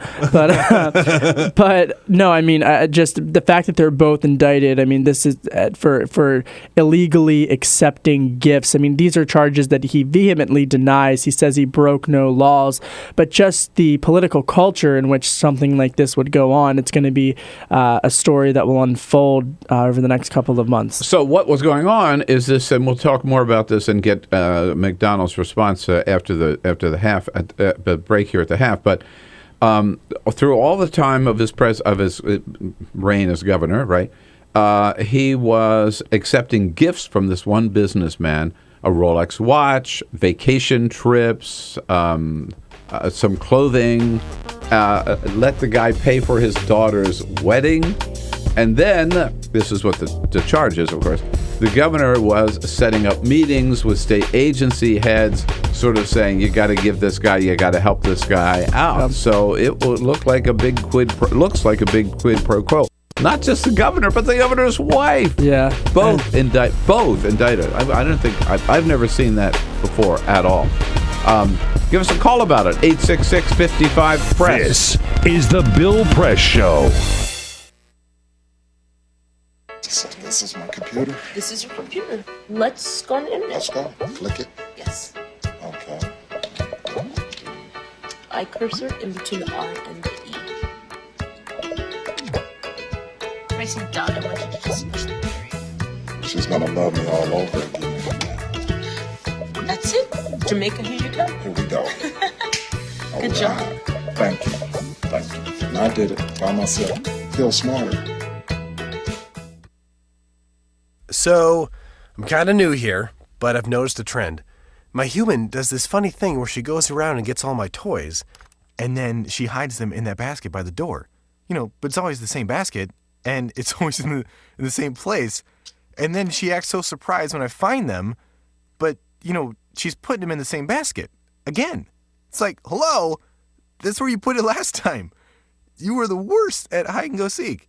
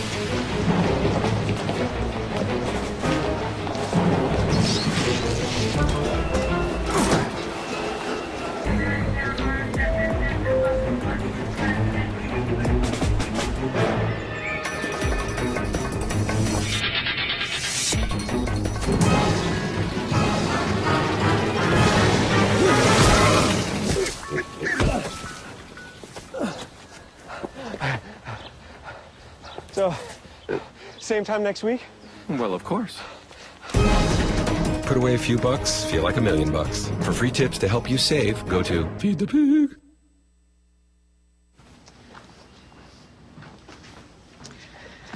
All right. I know this isn't any fun to talk about, but we should. Okay. So who's going to do what? I'll pack the dead batteries. Great. I'll only put what I don't need into a duffel bag. Perfect. That's totally unhelpful. No problem.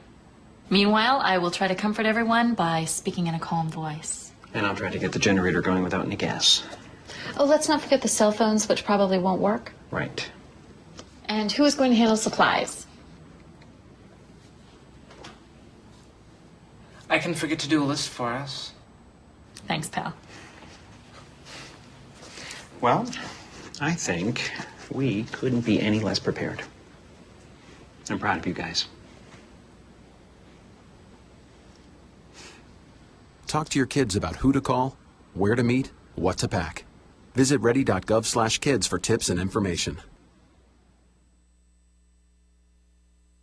Hey, thanks for stopping by. You know, I followed your character since the first episode. I'm a big fan, big fan. Thank you. And listen, your storyline, it makes for incredible TV drama. Thing is, your drug use is very adult content. Too adult for the kids. So I'm gonna have to block you. Oh, man. Yeah.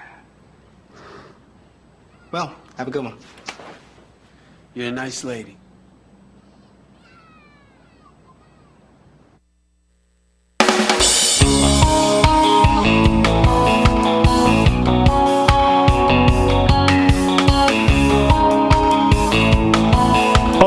radio, on TV, and online. This is The Bill Press Show. You bet it is. 33 minutes after the hour now. Here we go. The Bill Press Show, live from Washington, D.C., our nation's capital.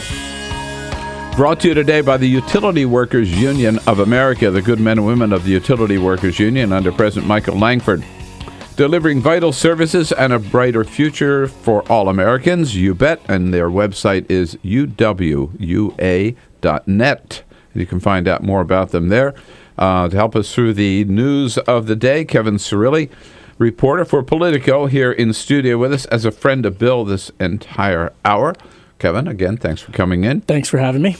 With the regular team here, we've been talking about Bob McDonnell, governor of Virginia, indicted yesterday. It was, a week ago Saturday that Terry McAuliffe was sworn in. Just 2 days before that, the governor gave his farewell address, talked about the fact that there's been this scandal surrounding him, and he apologized for all of that.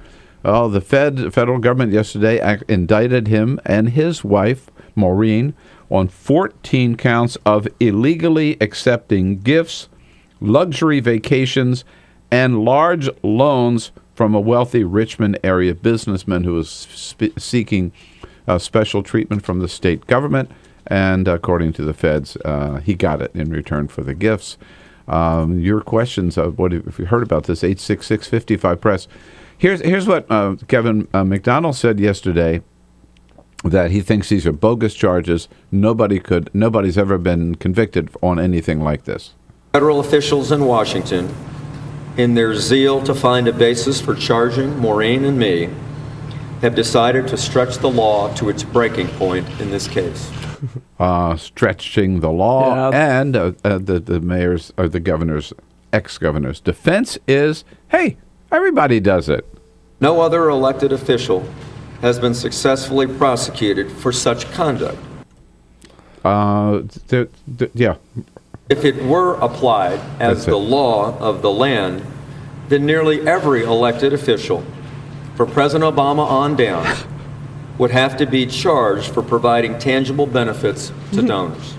Careful there, guy. Now he's charging President Obama of taking bribes or taking gifts in return. I mean, let's not go too far here. Well, in the documents that were released yesterday, it was incredible to see the financial pressure that Maureen and McDonnell were under. I mean, when you look at just she was urging staffers about just what she would wear on the inauguration, and then he was actually emailing his kids. All of these were released yesterday, and the documents are on Politico.com about how she just asking his kids, hey, do you have any of your friends who we'd be able to rent out at a discounted price our vacation home? I mean, they were really struggling. And I think so many times when we talk about politicians, we think that they're just, these super rich, and a lot of times they are, but super rich, wealthy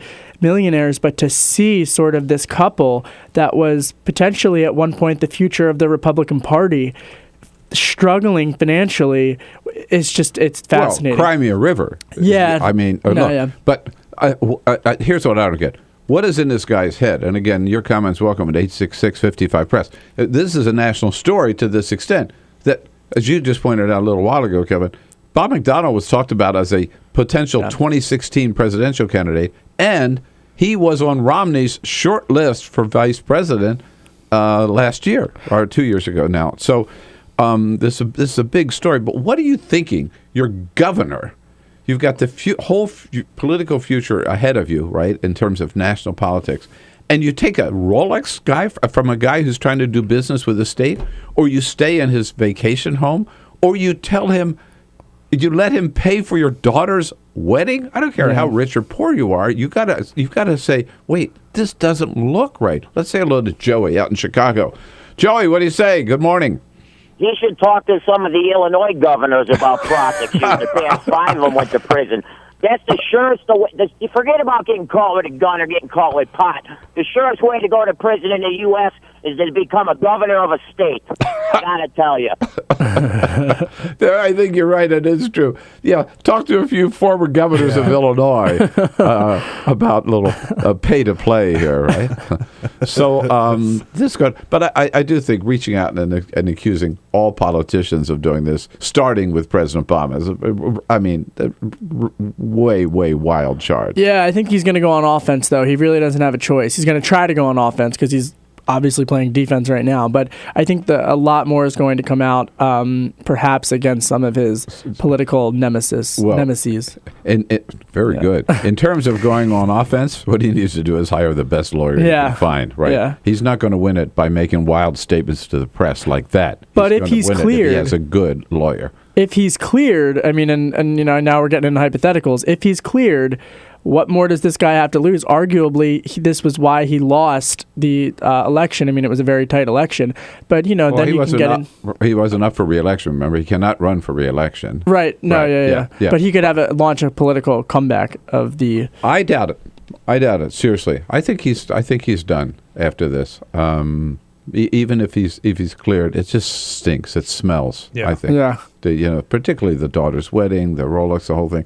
And a lot, from what I've read, a lot of it was the wife is the one who was asking the businessman for gifts for her husband. You know, I always feel bad for the kids in this situation. He'd really like a nice watch. You know, don't you think you might be able to? He deserves one. Yeah, help him out. Right. So the other political story, and close to what you cover, Kevin, is we had learned that there is a new candidate for governor of Louisiana. David Vitter. David Vitter. Speaking about scandal-ridden politicians, we thought David Vitter's career was ruined at one point when it was learned that he was hanging out with prostitutes here in Washington and even making calls to set up his dates from the floor of the United States Senate.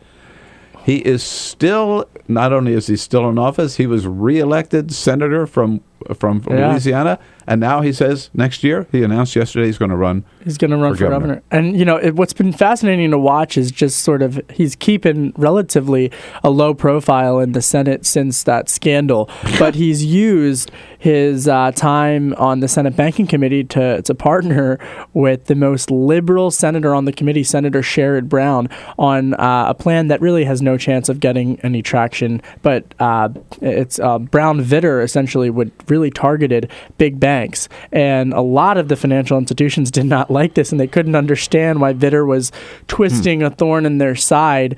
But, you know, I was speaking with some folks yesterday, both in Louisiana and in the banking world, and they all said that he would perhaps be able to tap into that populist rhetoric in his gubernatorial campaign. And, you know, I mean, everything has already come out about that scandal. He's looking like he's in pretty good shape right now. No, surprisingly, he is. And that populist form of politics, Huey Long and even Edwin Edwards down in Louisiana, plays well in Louisiana. But I have to say, if he were a Democrat, I don't think he'd be in the United States Senate any longer. I think you're right.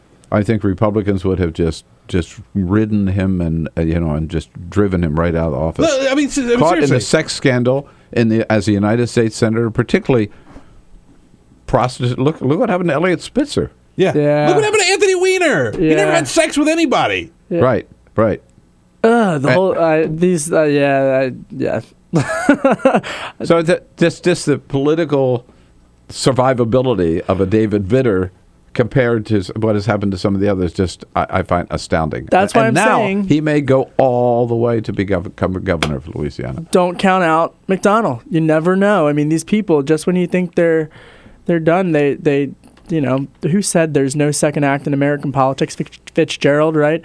Well, apparently that's wrong. Then again, this is Louisiana. You know, I mean, if it's going to happen, it's going to happen in Louisiana. That's right. It's going to happen in Louisiana. I mentioned Edwin Edwards. It's hard to say that name before, and we've talked about it here when he ran against David Duke. Yeah. David Duke, the Nazi, not the Nazi, the KKK. Yeah. Right. Edwin Edwards, his bumper sticker said, and David Duke accused Edwin Edwards of being a crook. and Edwards' bumper sticker said, "Vote for the crook. It's important." And he was reelected over David Duke. So the choice down there then was the KKK guy versus the crook. So now it's going to be, who knows? Yeah. But I'll tell you, who's just going to run against David Vitter is the governor of, the mayor of New Orleans. Mitch Landrieu. Mitch Landrieu. Yeah. Yeah. They love him. Brother. And he is very popular. They love him. If anybody could beat David Vitter, it would be Mitch Landrieu. Yeah.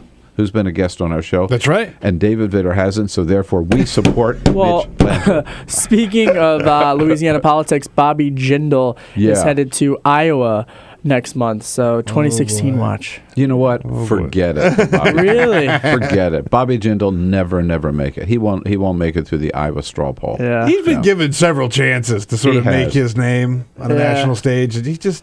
Well, he weighed in on Duck Dynasty. I don't know if you guys remember this. Dude, that after was he called the Republican Party the party of stupid, right? Yeah. I want to make sure that I have the and then he weighed in on Duck Dynasty, and I was just confused as a reporter just why he would weigh in on something like Duck Dynasty after kind of making headlines for calling the Republican Party the party of stupid. Yeah. I just didn't. I just maybe. And weighed in with one of the dumbest comments that anybody. I mean, he invoked the First Amendment on this. And I mean, anybody could say this is not the Duck Dynasty. They had nothing to do with First Amendment stuff. All right, you got it. Hey, we are covering the ballpark today in the political ballpark from Duck Dynasty to Bobby Jindal to David Vitter to Bob McDonnell. All fair game for you at 866-55-PRESS. Chris Christie, let's throw him in there too. Yeah. We'll be right back with Kevin Cirilli. This is the Bill Press Show.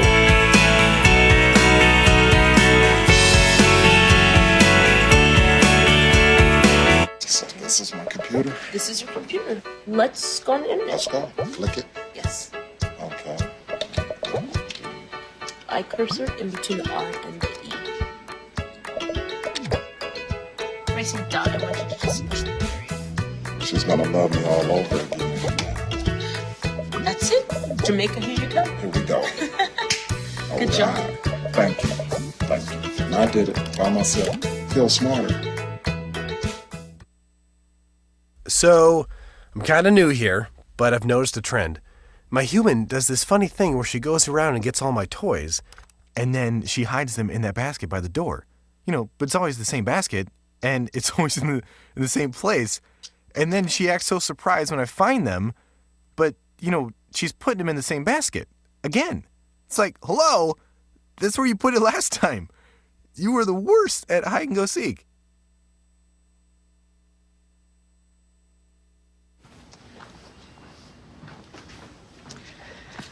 All right. I know this isn't any fun to talk about, but we should. Okay. So who's going to do what?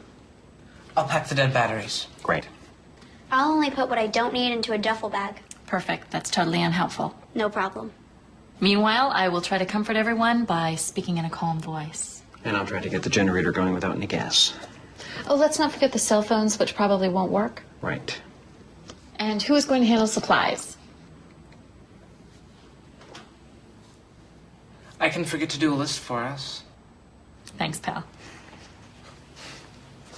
Well, I think we couldn't be any less prepared. I'm proud of you guys. Talk to your kids about who to call, where to meet, what to pack. Visit ready.gov/kids for tips and information. Hey, thanks for stopping by. I followed your character since the first episode. I'm a big fan. Big fan. Thank you. And listen, your storyline, it makes for incredible TV drama.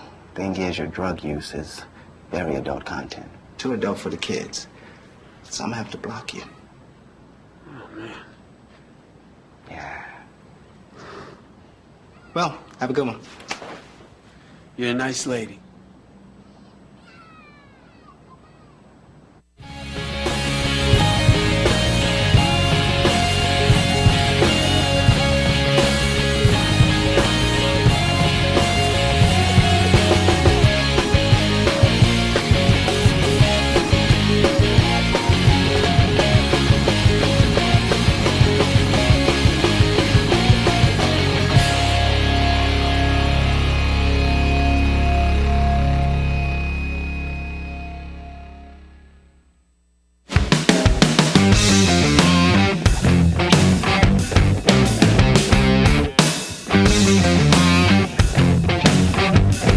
on your radio, on TV, and online. This is The Bill Press Show. Here we go at 12 minutes before the top of the hour. In the next hour, Elahe Izadi from a National Journal is going to join us. And also, in studio, former Republican senator from South Dakota, Senator Larry Pressler, who has announced that he is running to come back to the Senate from South Dakota as an independent. He voted for President Obama twice in a row, and he says he's not sure as an independent whether he will caucus with Republicans or Democrats, but he might just switch back and forth between the two caucuses, and he vows he's only going to run for and be there for one term, just for 6 years, because he does not want to have to spend any time raising money while he's in the United States Senate. South Dakota politics. So a refreshing kind of different approach to running for the Senate, and Senator Larry Pressler is going to be here in studio rather, with us in the next hour as well. Right now, Kevin Cirilli here as a friend of Bill this hour from Politico, Politico.com. In your conversations on the Hill, Kevin, I'm interested in what is the latest, and you raised this a little earlier in terms of State of the Union. What's the latest thinking on the Affordable Care Act? Have we gotten to the point where Republicans realize it ain't going away? Yes, but I also think that, look no further than Senator Kay Hagan and some of these other politicians on the Democratic side who are just very weary. But what they've been able to do, people like Senator Kay Hagan, kind of more centrist Democrats, is they've been able to kind of use their criticism. Remember when the website wasn't working and they all went nuts and they blasted the website and, a failure? I think you even criticized the website. Absolutely. Yeah. I think they've been able to use that as saying, hey, I stood up for you, for everybody, and I criticized the administration with the website not working, and that was a failure. But I supported. Now we've turned the corner. Yeah, right. So I think that, but finding that balance, I think, has proven tricky for them. But I think that perhaps that's the way that they're trying to go about it. We were talking earlier about Chris Christie. Betty is calling from out in Albuquerque, New Mexico. Hey, Betty, how are you? Hi, Betty. Good morning, Bill. How are you, sir? We're good, thanks. My question for you gentlemen today is aside from the Bridgegate mess with Chris Christie, why are people not concentrating more on the man's record? The state of New Jersey has an 8.4% unemployment rate. That is the highest across the nation of any state. And secondly, the highest rate of poverty that the state of New Jersey has experienced in 50 years. You know what? You make a very, very good point, Betty. You see, our listeners and our viewers are so smart. They follow this stuff, right? They are. Betty, all the way out there in Albuquerque, New Mexico, knows this. But I think you're right for a couple of reasons. One is because that's where I think politics ought to focus not so much on the personalities as on the policies, right? Number one. And number two, when you look at Christie's record, there's some real ammunition there, I think, for Democrats. And some of the charges that are being raised against him for political payback are things that if I were in his position, I might have done. Not the bridge. No. No. But for example, Carl Lewis, right? The governor wanted to talked about appointing him head of his physical fitness commission. And then Carl Lewis says, I'm going to run for office as a Democrat against one of Christie's favorite Republicans. Yeah. Well, if I were Chris Christie, I wouldn't still give him the job. Yeah. Right? So some of that just that's the way politics works. Well, I think finding Betty's right. Look at the record. Yeah, Betty, it's a great. You have a great point. And when you do look at the record, I think so much of the narrative coming from the New Jersey governor has been this personality of this rough and tough, no nonsense type of governor who's willing to work with Democrats in a largely Democratic state. But I also and then you throw in Sandy and there was his response to Sandy, and I think that it was very much this narrative. But I think that as we get closer to 2016, if he does decide to run for president, and once all the dust has settled from Bridgegate, I'm certain that there will be plenty of time for everyone to take a look not only at his career as governor, but also as his time at the SEC and as U.S. attorney before. up there. Yeah. Right. No, exactly. And so, okay, he's a colorful character. He has this reputation of being the big bully and being different. All right. Well, what has he accomplished? Right. That's, to me, the bottom line, and that's how you ought to judge him. And with that, Kevin, we've just run out of time here. All right. Hey, Thank great you very to much. have you in so much. Come back anytime. So much fun. We always have a lot to talk about. Absolutely. That's one thing in this profession with these clowns down the street. There's always lots to talk about. We'll be right back, and I'll tell you what's on the president's schedule for today. We'll be right back. This is the Bill Press Show.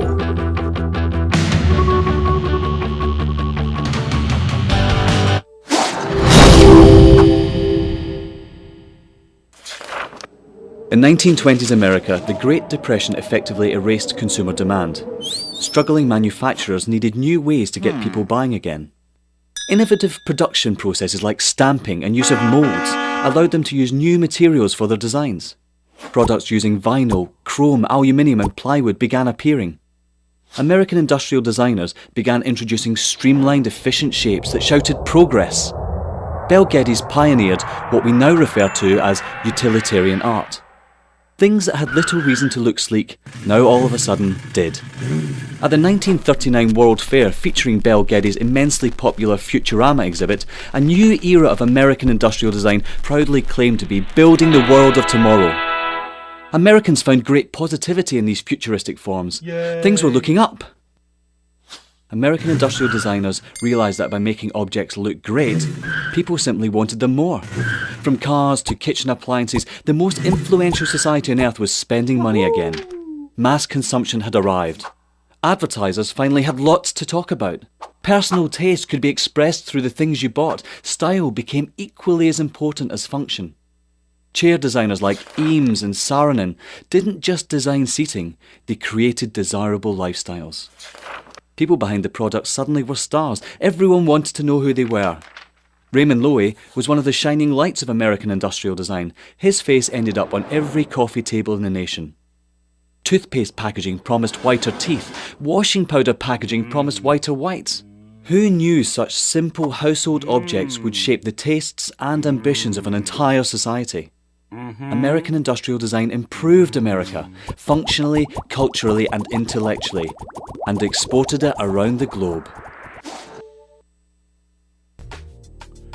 Okay, here we go. 2 hours almost under the belt, ready for hour number 3. We are, but we're going to lose you on Free Speech TV, of course. So what you can do is bounce over to our video stream at youtube.com/TawkrTV, TAWKRTV. Very interesting Senate race out in South Dakota has been shaken up when former Republican Senator Larry Pressler announced he is going to run as an independent. Larry Pressler himself will be in studio to tell us how he's going to win it in the next hour.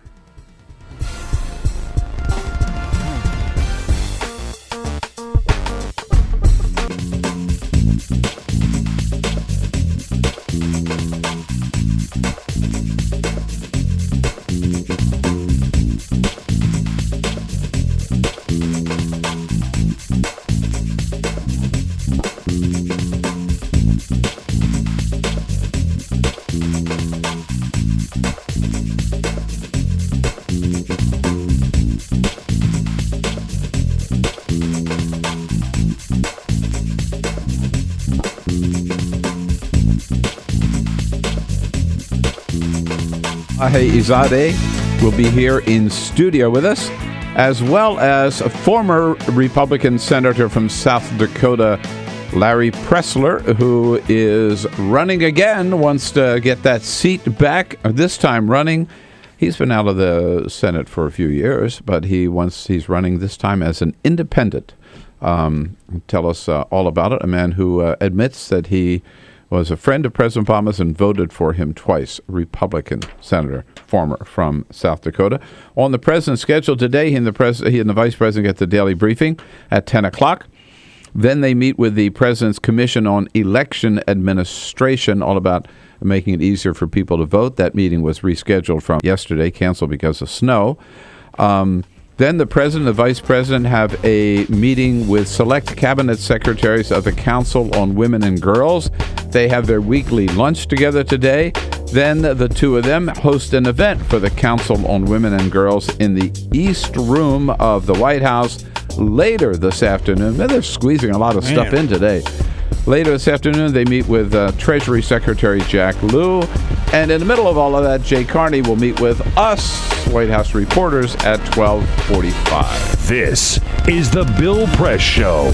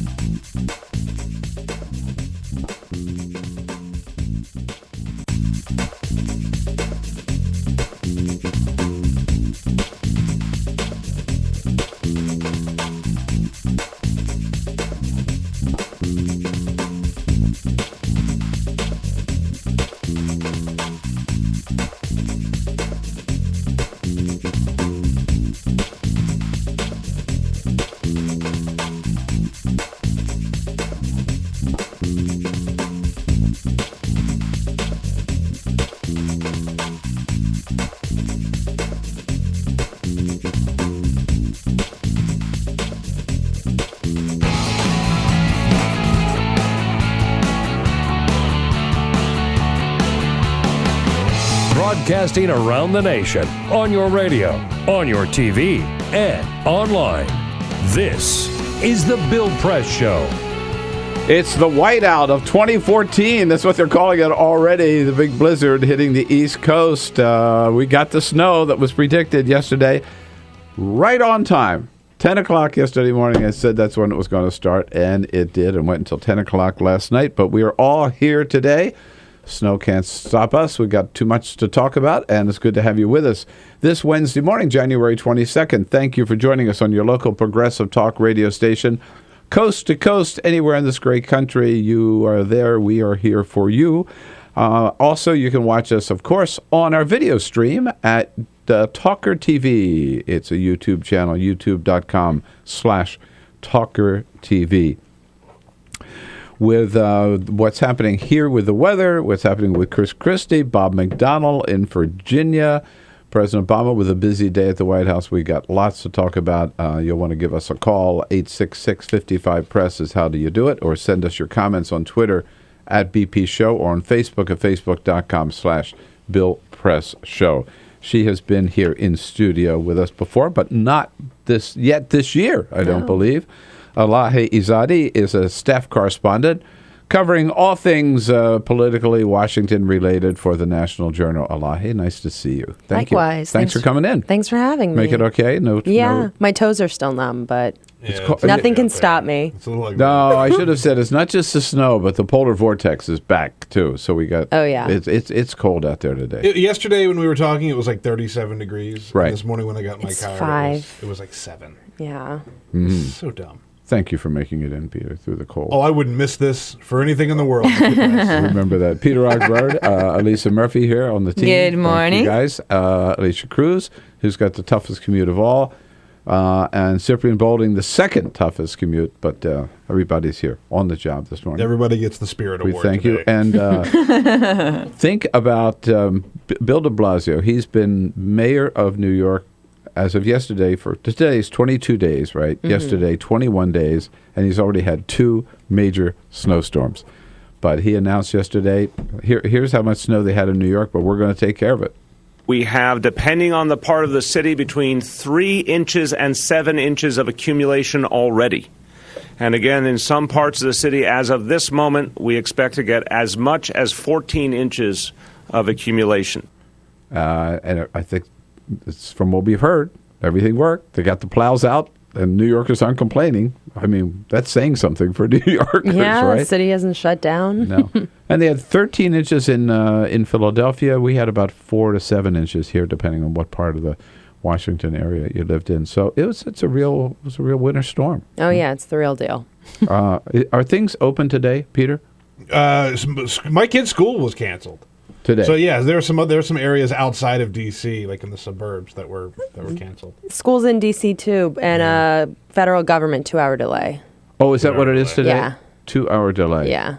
Just like when you were in elementary school. I have to tell you, man. I mean, the roads when I was coming in at stupid o'clock this morning, they were fantastic. They've done a really, really good job of clearing off the roads. So, I mean, the idea of canceling things and delaying things, I'm not sure I buy. But and the big news for me is I learned this morning what it means to put your windshield wipers up. Oh yeah, in the snow. Don't forget it. I've never done this ever in my life, and I saw a car that way this morning, and I just saw some stupid guy forgot to put his windshield wipers down, and it turns out he was the only smart guy on the block. Yeah. I did that. Was that me? Are you sure it was wasn't a woman? Because I did that. Did you do it? Yeah. Oh yeah, that's the move. Yeah, I did it. Changed my life. Yeah, I did it. I always forget to do it. I did it. I will from now on if it ever snows again in Washington. Yeah. All right. We got it. So Elahe is here for the first half hour, and then Senator Larry Pressler from South Dakota, a former Republican senator, now running as an independent to go back and take that Senate seat in South Dakota. And we will get to the big news of the day with Elahe. But first, Peter.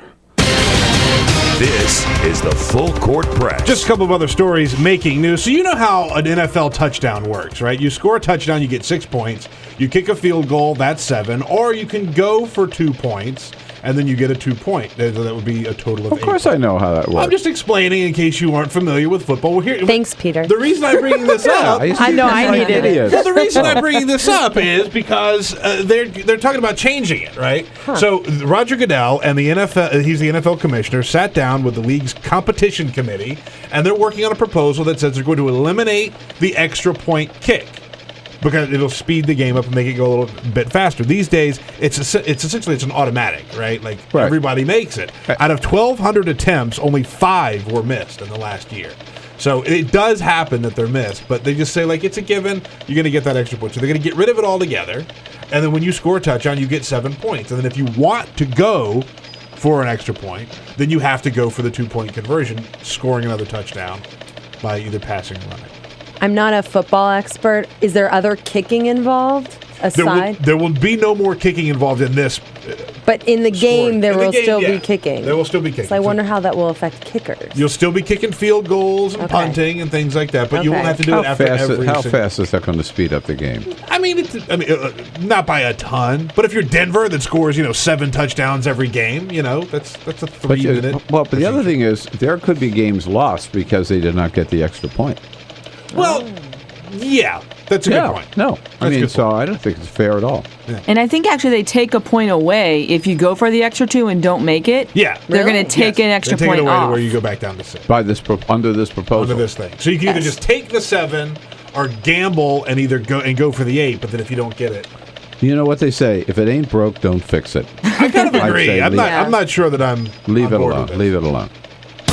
Are you familiar with Spanx? Oh, now what is this whole thing down again, right? I'm familiar with Spanx. Okay, Spanx is this. It's like a shapewear, is what they call it. Super, super tight fitting undergarments that will sort of tighten up everything that you would like to have tightened up under your clothes. You know I'm glad to say I am not familiar with Spanx. Okay, well, it's good to be a man in America. If you want to tighten up apparently. love handles or whatever, you put it on and it sucks everything up. Well, here's the deal. Doctors are now saying this is very bad for you because it compresses your internal organs and it could cause damage. But it makes you look good. It makes you look good. Well, I read something saying that it was temporary damage, but if you have some digestion problems It's or very bad for the heartburn. bowels. Yeah, it's very bad for the bowels, Yeah. ladies. So, But like if you wear it, take care before the wedding. You so know? that's the thing. Like a lot of women will get it for a wedding, so Yeah. it can fit into a dress, or It's a not lot an of everyday men thing. will wear like they have Spanx for men. Oh, really, Peter? They do. I mean, do I look like I'm wearing Spanx right now? No judges. Yeah, but I mean, like if you wear them over and over and over again, it could lead to long-term damage. But if you wear it just like on a one-off occasion, like if you're going to a wedding, you'll be all right. All right, I won't wear my Spanx anymore. Yeah, Thanks for the warning. And let's say hello to this New Zealand man. His name is Verdon Kemp. He's 21 years old. He was just busted for growing pot in his house. Police in New Zealand swarmed in his house in New Zealand, and it turns out his secret to growing pot was he would play classical music for his marijuana plants. He said it helped him grow better, but that was his giveaway. His neighbors complained that he was constantly playing classical music at all hours of the day. That's what he said stimulated his crop to grow better, as he would put on classical music, and that stimulated the growth.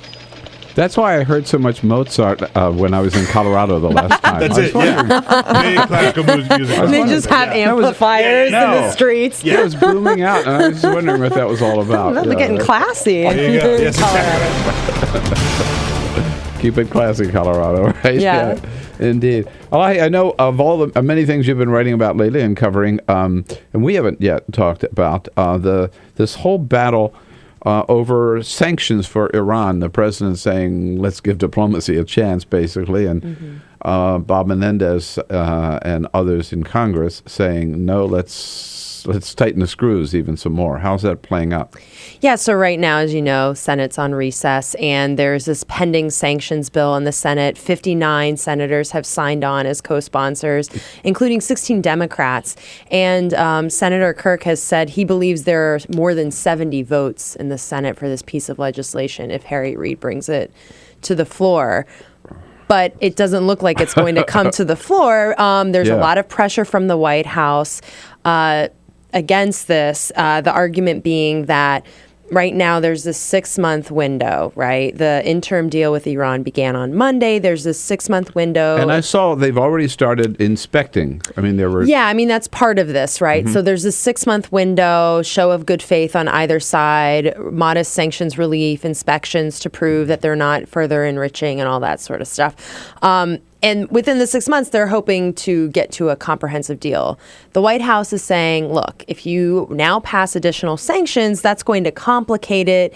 We're not going to be able to reach a comprehensive agreement. Those who are pushing for more sanctions have said that, look, sanctions is what got us to the table. We need additional sanctions. We need to have this kind of back cop role to push towards a final deal. What's really interesting about this whole debate is that either side is kind of, in so many words, accusing the other of kind of pushing us toward a path to war. Neither side is advocating for war. So this is really, it's almost a tactical debate in a sense of how can we avoid war? How can we get to nuclear disarmament and a nuclear-free Iran? But it's a debate over what's the best strategy. Well, a couple of questions. First, isn't it pretty clear that these senators who are insisting on more sanctions, in passing this legislation, not for sanctions to take effect right now, but to be there ready to take effect in 6 months, right? They're just they just want to look tough during this midterm election year, right, on foreign policy. I mean, so this is an easy vote for them because nothing's going to happen.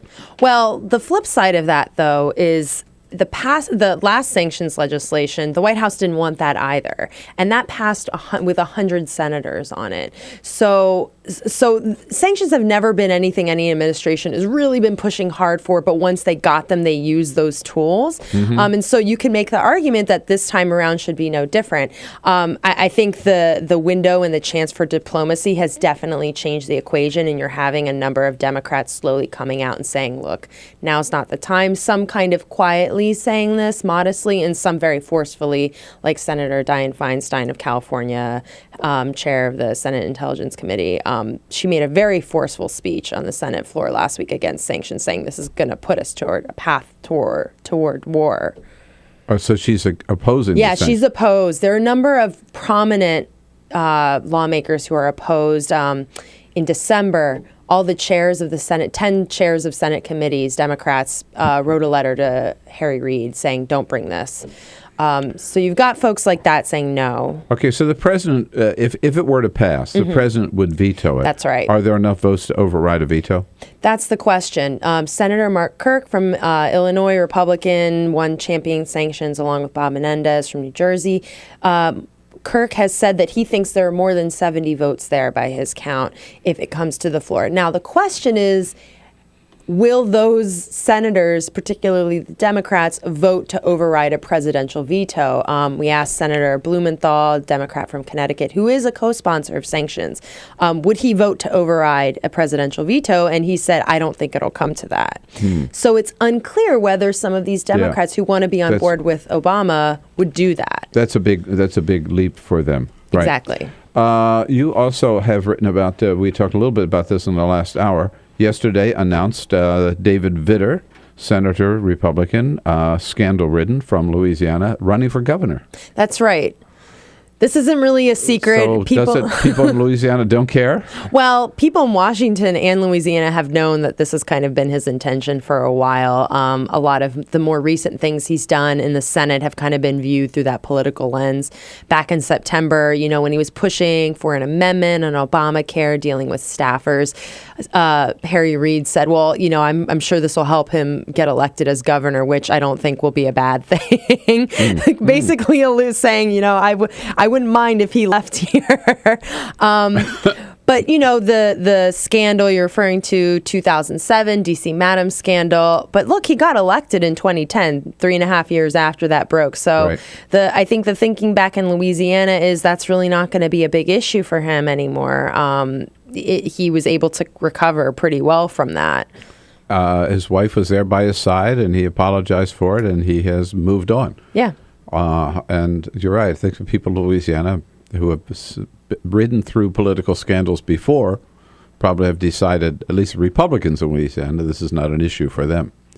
Tom Coburn announcing that he is going to step down. He says not because of health reasons, but didn't he early on say that maybe he was just going to be a one-termer? Or I think he said he was only going to serve a few terms and that he was going to keep to that word. Right. So what about the battle to replace him in Oklahoma? Yeah, so already you have Congressman Langford. He is on House leadership. He's from Oklahoma. He's only been in Congress for a few terms, has announced that he's going to run for that seat. Tom Cole has said he's not going to, so that was another potential people were talking about. He's been there for a while. And what's interesting about Congressman Langford is that a number of outside conservative groups have already come out, even before he officially announced, saying that he's not conservative enough for them. That Tom Coburn for Club for Growth, I think it was, had like a 96% scorecard, and Langford had 78 or shy of 80, and we really hope we can get someone who has the same kind of record as Tom Coburn. So a Tea Party challenger, or Tea Party candidate at least, probably emerging in Oklahoma. Yeah, potentially. I mean, it's definitely the race is open. The ground is fertile for that to happen. Although you can make the argument that Langford is pretty conservative in his own right. I mean, with the government shutdown, the deal to end the government shutdown and raise the debt ceiling, he was the only member of House leadership who voted against that. Oh, really? Yeah. Okay. Elahe Izadi here from National Journal. We are covering the political waterfront, the congressional waterfront. Give us a call at 866-55-PRESS on this Wednesday morning. We'll be right back. Seen on Free Speech TV and online on TawkrTV. This is the Bill Press Show.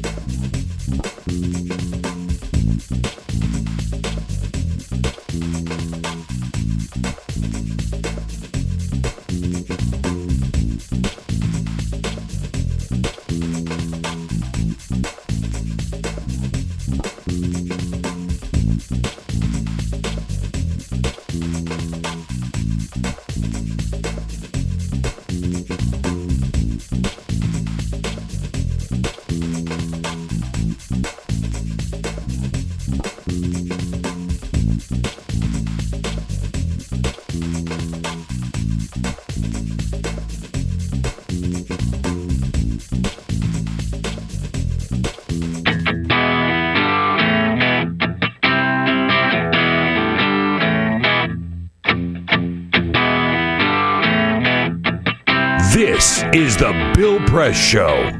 In the next half hour here of the Bill Press Show right now, Elahe Izadi here from National Journal. Elahe, Glenn Beck made a return on Fox News last night, appearing with Megyn Kelly, and she asked him, looking back on your time at Fox News, what do you remember about your time here? Astounding admission.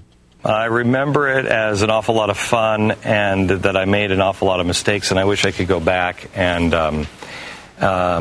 be more uniting in my language, because I think I played a role, unfortunately, in helping tear the country apart, and it's not who we are. I didn't realize how really fragile the people were. I thought we were kind of a little more in it together.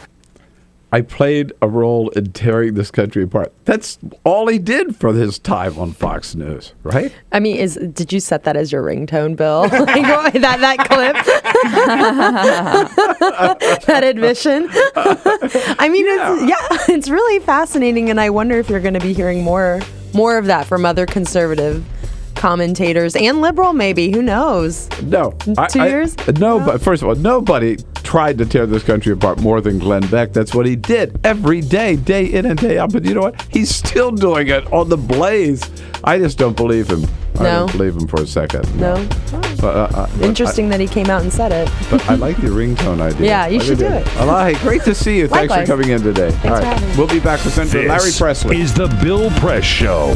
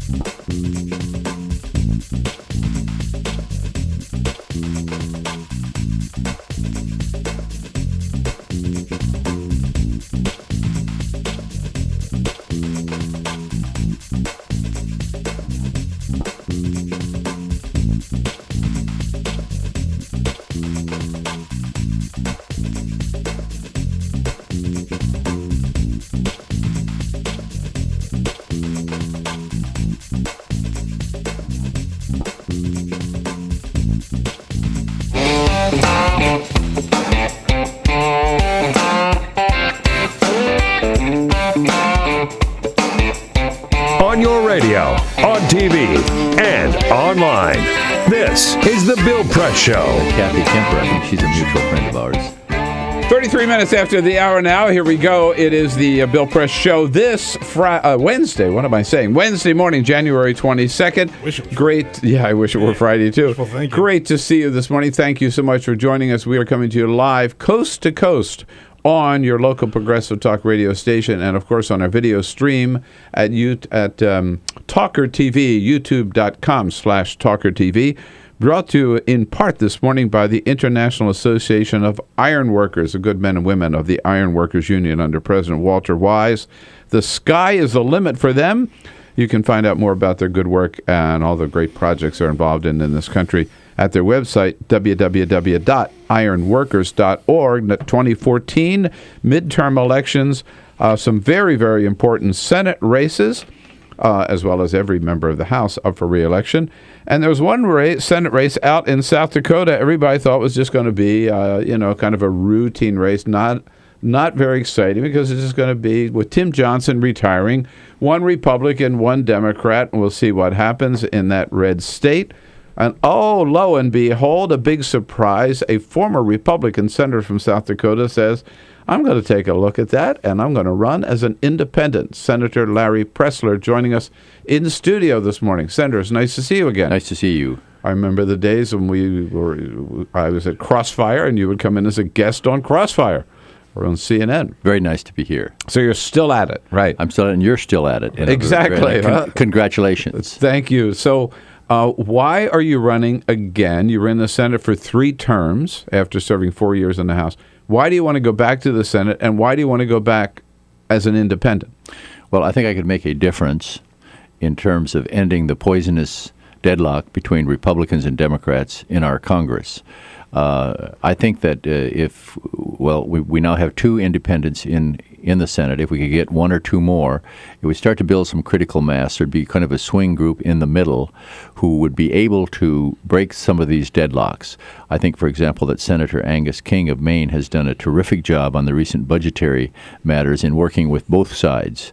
So that is the main objective. A second one is that as a Vietnam veteran, I feel very strongly that we spend too much money on military operations overseas. I want us to be strong. I want us to have a strong national defense, but we basically have to modernize our military in terms of not spending. So both Democrats and Republicans vote for a lot of things that even the Pentagon doesn't want. So that's something I would like very hard to help bring us to a balanced budget. And then there are several other issues that I want to work on very much, and I could do it better as an independent than as a Republican or a Democrat. When you travel now around South Dakota, and you have a ranch there, you have a home there, have not lost your roots at all in South Dakota, do you find, like yourself, that more and more people are kind of fed up with the Democratic Party or the Republican Party and kind of want to be somewhere in the middle? Well, there's been a study recently by the Humphrey Institute. People in the upper Midwest do like the party system basically in their voting behavior. Generally speaking, we've had some independents in the region. There's Jesse up in Minnesota, Ventura up in Minnesota, and some others independents who've done well.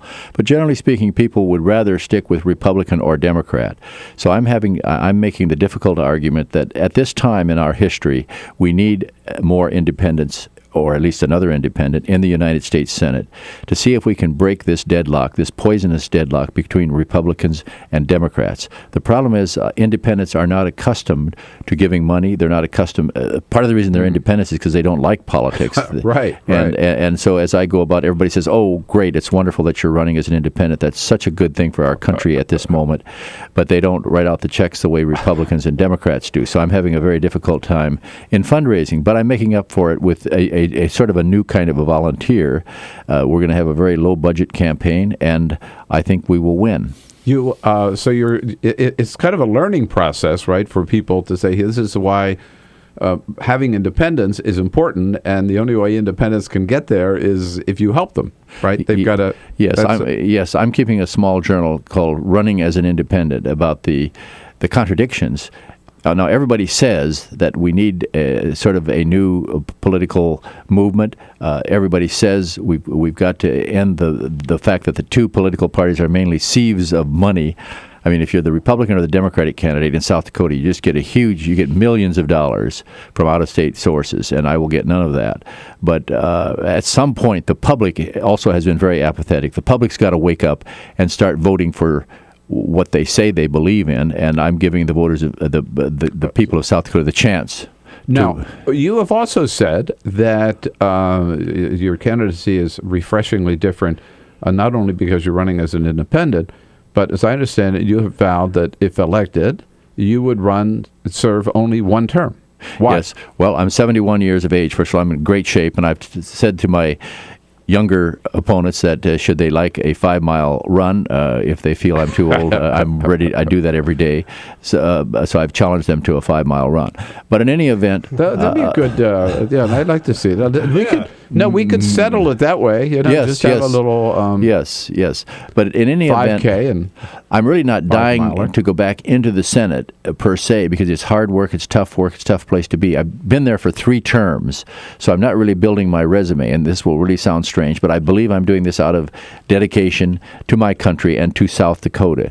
I'm a Vietnam veteran. I've been privileged with a number of things in my lifetime, a Rhodes Scholarship and so on, and et cetera, and having spent 22 years in Congress, and my wife says I should be enjoying retirement with our 4 grandchildren, but she's gone along with this, although somewhat reluctantly, but now she's enthused. But point, why one term? Why only one term? Okay, one term, because I would not have to raise any money during that term. I would not be running for re-election. Senators spend about half their time actually raising money, and I just hate that. And I just hate the part of raising money for this campaign. But if I get elected, I'll have 6 glorious years of being in the United States Senate with a clear pledge to serve only one term, and I will not have to raise that money or angle my career or try to become chairman of the Commerce Committee again or something like that, where you have to jockey around in your caucus. I will be able to be a United States senator. Well, that the members of the House and the senators whom I know, and I know a lot of them personally, they all hate having to raise that money. But you're right; they spend half of their time not in that office, not studying policy, not becoming, getting a better grasp of the issues. They spend them at offices which are nearby, arranged for them so they can go there and dial for dollars. And they hate it, but they do it. And what you're saying, as I hear you saying, is I'm just not going to do it. Yes, right? and a lot of people are seeing the movie American Hustle now, and I've been getting a lot of interviews about that and so forth. But the point is, everybody thinks everybody spends all their time in Washington raising money in one form or another, legally or illegally, and they're right to some extent. So, there was a senator once from California, who in his last, Senator Kuechel said in his last term, at the beginning of his last term, he said, I'm not going to raise any money, I'm just going to be a United States Senator. And then he lost the next election because he didn't have any money raised.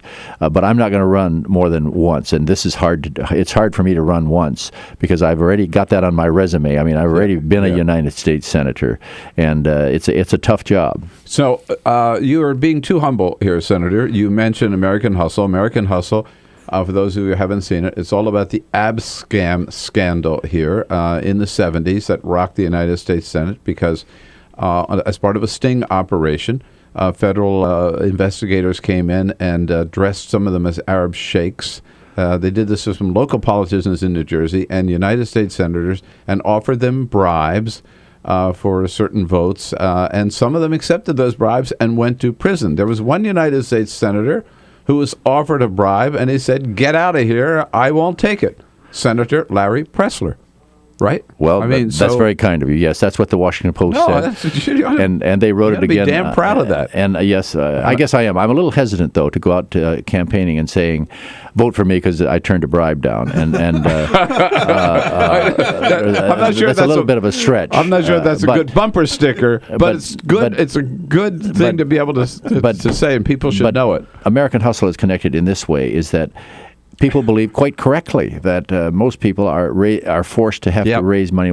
If I get back into the Senate, I will not have to raise a dime in my limitation of 1 year. I'm pledged, absolutely ironclad, written it out. I'll serve only one term, and I will not raise any money during that term. You did not. You didn't get a walk-on role in American Hustle, huh? No, I didn't. The people who turned things Are down. you portrayed in the movie? Well, there's one composite figure that might include me. They really weren't exact. I guess I don't know. Nobody ever asked me. I'm not a movie maker, but there's one composite figure who turned the bribe down at first, and they say, "Well, that's." I turned it down. Period.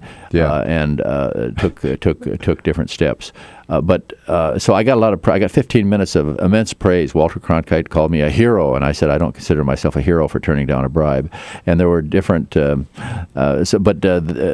Sioux Falls TV station played my tape. It was I don't even have a copy of it. I'm going to get a copy of it, but the movie is relevant because it tells us that what people think about Washington in terms of fundraising.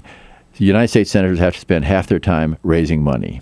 Yeah. So this is, as I said, refreshingly different. A man who wants to is running for the United States Senate as an independent and vowing to be there serve only one term, so he doesn't have to spend all of his time raising money, and serve as an independent. When we come back, we'll ask Senator Pressler, all right, you're an independent.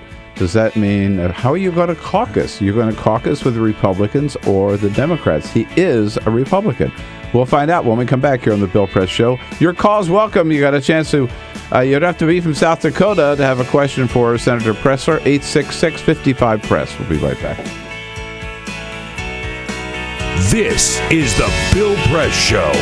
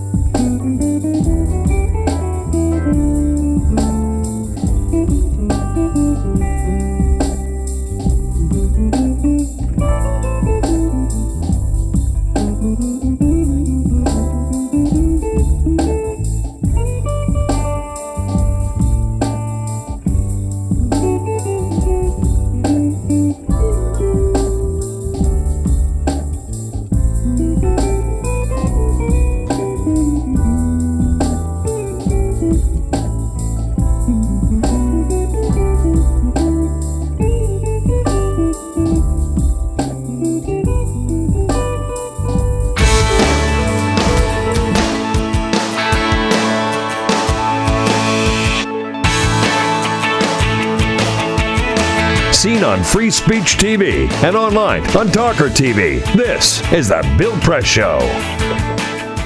Adding a little spice to the political mix in 2014 for sure.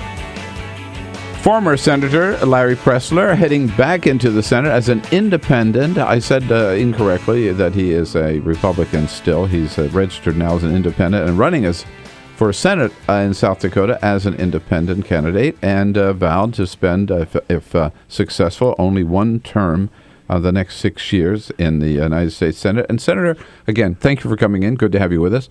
So, you got the Democratic caucus and the Republican caucus. You're there as an independent. Who do you sit down with? Who do you caucus with? Well, the Senate rules provide that an independent can be an independent and get two committees. They also, an independent can caucus with either party, and you can change what that is, if I were to caucus with the Republicans, I could caucus with the Democrats after 2 years, or change. Of course, the caucus has to invite you to join them. But if neither caucus invites you, you can be. But probably we'll have a closely divided Senate, and it could well be that I would be sought to some extent by both caucuses. So Senator Bernie Sanders and Senator Angus King, who are now the two independents, they caucus with the Democrats, right? That is correct. So, but you haven't. I have not made a commitment. I will see. I'll do I'm kind of modeling myself on Senator Angus King of Maine, who didn't really decide until the night before he had to. Could you caucus like with the Republicans one day and the Democrats the next day? Or well, no, that would be a little too clever in that the caucus has to take you in. Oh, I see. Yeah. But yes, theoretically you could. Yes, you could. Now, yes. I know we have a secret ballot in this country. So someone, nevertheless, a little bird whispered to me that you know President Obama pretty well for a long time, and you actually voted for him twice. That is correct. I voted for him for conservative reasons, actually, but I'll be glad to tell you. What do you mean? Well, when Obama first ran, he said that he was going to get us out of these foreign wars. And I was afraid John McCain would get us into more foreign wars. So I more or less take the libertarian position that we need to have a foreign presence, and we need to be extending American power out, but we need to do it with a modernized military. We need to bring our bases home from Europe. I was a Fulbright professor in Italy, and right next to the university was the huge American Army base in northern Italy, also among the wine fields. But we don't. It's a World War II fort. It's a waste of money. We're wasting taxpayers' money with these overseas military expenditures. We should either close that fort or relocate it back to South Dakota or someplace in the United States where it'll stimulate our own economy. So that was Obama's position. No, he hasn't followed through with that. The second conservative position that Obama had that I liked was on the Patriot Act. Obama actually voted against the Patriot Act in the Senate, or against the cloture on it, on the grounds that he wanted two amendments that would protect the rights of surveillance. And since I was surveilled in Abscam, and I came out just fine, but the point is that's always made me very sensitive about how powerful the government is in terms of. Do you think he's followed through on that as president? No, I've been disappointed. I mean, I like Barack Obama. He will come out much better in the end. He's going through a rough patch right now, but he basically his speech to the Democratic convention back when he was a senator was a libertarian speech. His speeches in his first campaigns were libertarian speeches in terms of foreign military involvement and in terms of preserving what's different about America. And let me ask you this, if I can. You were senator in late 70s and the 80s, Republican senator. Is the Republican Party you see today the same Republican Party you belong to? No, the Republican Party has left me. On civil rights, I am a co-signer of the amicus to the Supreme Court on gay marriage, supporting it, and we succeeded. I was one of 120 who signed that.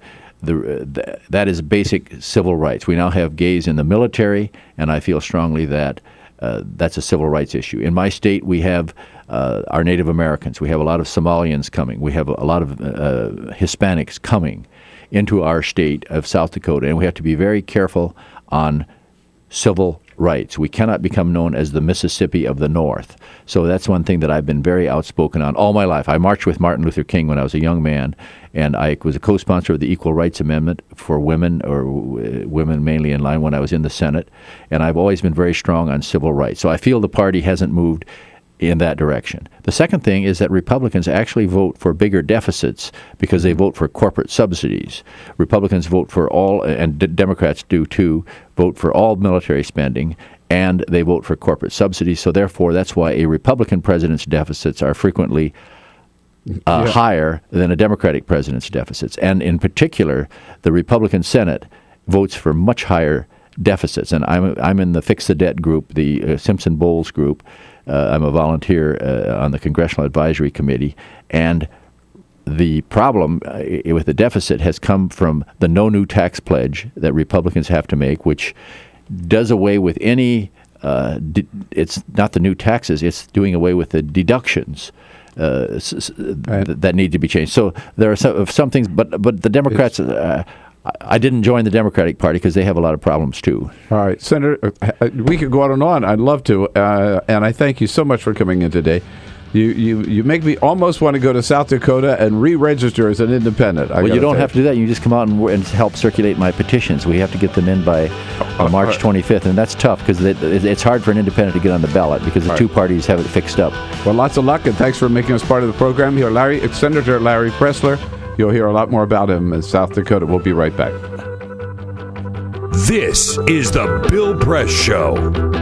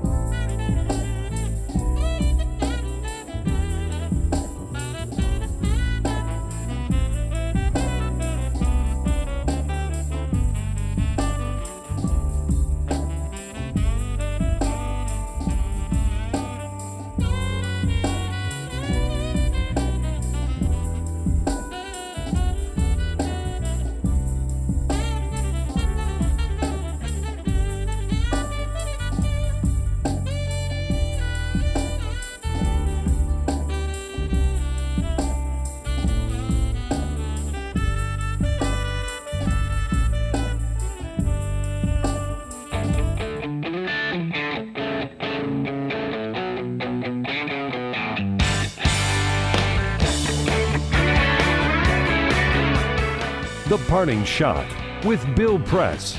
This is The Bill Press Show.